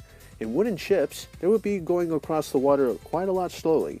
Now, with a lot of metal ships and a little more engineered, they've been making a lot of noise through all their machines. So basically, sound travels very good underwater, right? So basically, those animals could be hearing those sounds from quite so far away that they will want to avoid those things. So, did you just create your own headcanon as to why the dinosaurs don't want to talk to us anymore? You do realize that there are people who will still travel the sea in wooden ships today, right? There are people who are wholly sold on this embrace tradition, reject modernity thing, even as just a meme, and will go out and do things ye old-fashioned way, either because that's how they think it is better, or because they just want to do it as a form of recreation, and they don't find dinosaurs out there. Merely having people who are in metal boats today does not mean that the metal boat scared away all the dinosaurs. You've literally created a fanfiction about life, wherein exists your headcanon, where all the dinosaurs are tsundere, and it's not like they wanted to hang out with us anyway, baka. It's a little trickier finding dinosaurs alive in the water. So let me get this straight. In your fanfic, in your headcanon, in your tsundere dinosaur anime, when people had more technology that made it easier for them to discover things in the water, they were somehow less likely to discover these animals that were very easy to find, apparently, in biblical times. But they still exist in the water, I would assume in the same amounts now, because it's not like we've been hunting and fishing dinosaurs into extinction or something. You literally think that because Machine-chan came to school, the dinosaurs no longer wanted to come. Okay. Yeah. Sure. Everything is anime girls now, and it makes it make much more sense. But I just will say, Loch Ness Monster, Lake Champlain Monster, all of these evidences, even some lakes here in Japan report of some sea monsters described like dinosaurs still alive here, too. Evidence is not pluralized that way. I don't know why this keeps happening. Every time I cover you, or I talk about Ken Ham, any of you guys, you keep on doing this. And I don't understand. It makes no sense. Evidence is already plural. Evidence is singular and also plural. That is how it works. Back to the actual topic at hand. Okay, so you are aware that having folktales is not evidence. I could make up a folktale right now about the snot monster, and it would not suddenly mean that the snot monster was necessarily a real thing in the world, nor would what I said be evidence of the fact that there was a snot monster. There are two things that are evidence. We have empirical evidence, which I would consider to be strong evidence of something, where we find its traces, its DNA, its tracks, whatever. Those are empirical types of evidence. They are real and helpful and tangible things. There's also weak evidence, which would be argumentation. Stories are not argumentation. An argument is something put in, say, syllogistic form. If I say, if A, then B, and if B, then C, if B, then D, then I say A, you would necessarily say that D has to follow if we follow this argument. That is a form of evidence. It's very weak evidence because an argument being logically sound does not necessarily mean a thing exists. It just means it should. But when you bring up a story is not evidence. A story is not something that I can look at and say, aha, This is definitely real and definitely happened. Even in Canada, even in Europe, even in China, this is a big embarrassment for Darwinism. Cryptozoology is a clear fact to show that evolution is not part of science and is a carefully protected state religion. It has never been true from the beginning. Darwin was no scientist, and might as well say the complete evidence shows the complete opposite to show that God's word is true from the very beginning. I hope that helps quite a few of you. Peace out, keep thinking, Jesus bless you, and TDFN, ta-da for now. Well, eventually you might actually release more videos, but until that day comes, yeah, I guess ta-ta for now, Discount Hovind. So, I am going to keep thinking, but it's because I kept thinking that I came to the conclusion that your god and also your dragons and also your myths were not necessarily real. You need to understand that when you say Darwinism, you need to figure out the fact that evolution as a working theory has moved very far past what Darwin understood. Now, what he understood are in fact foundational principles of the theory of evolution that we use today. They still hold largely true, but we've discovered so much more since Darwin's time. Since Darwin's time, we've discovered DNA. We've discovered the processes of genetic replication. We now have an understanding of radioactive decay, allowing us to date fossils in the record. Speaking of the fossil record, we have a greatly expanded fossil record now. We've been able to have observations of natural selection in a lab setting, not just Darwin's finches. We have evidence in the genomes of many different organisms, including humans, that have all bolstered the validity of the theory of evolution. Again, we have moved very, very far past what Darwin's, according to today's standards, very primitive understanding of evolution was. But with all that, I digress. Discount Hovind, it's been a pleasure tackling you for, I believe, 10 episodes now. This could actually be episode 9. I am not entirely certain, but we're going to call it 10 because I am far too lazy to look into my back catalog to figure out when the last time I covered you was. So, with all that said, I've come to the conclusion that you have no idea what you're talking about, but you do know how to regurgitate Ken Ham and Kent Hovind, and because of that, you're very convinced that your Dunning-Kruger is not actually Dunning-Kruger. So, with all that said, let me know what you guys think in the comment section below. If you enjoyed this video, please consider subscribing to my channel and hitting a like button if you haven't already. If you want to support my channel and what I do, then I would implore you to please go in the description of this video, and there are a myriad ways that you can support me in there, whether it be Patreon or one-time donations, or even just sharing this video with your friends. Enjoy! I hope you all enjoy the brain hemorrhaging that is Discount Hovind. Also, if you want some conversations of a very different flavor, then maybe you should consider going to check out the Sunset City podcast. It's a podcast that I am part of along with my friends Channel Pup and Game Apologist, and there we talk about Sonic the Hedgehog of all things. I know that's a bit of a weird segue after everything we talked about today, but if you've been on my channel long enough, then you know it's not the weirdest thing that's happened. So, with all that said, please consider checking out that channel. It'll be in the description below. Please consider supporting me in what I do and hitting the subscribe button. I will reiterate that again because I desperately need it. And as always, everyone, insert end of video tagline here.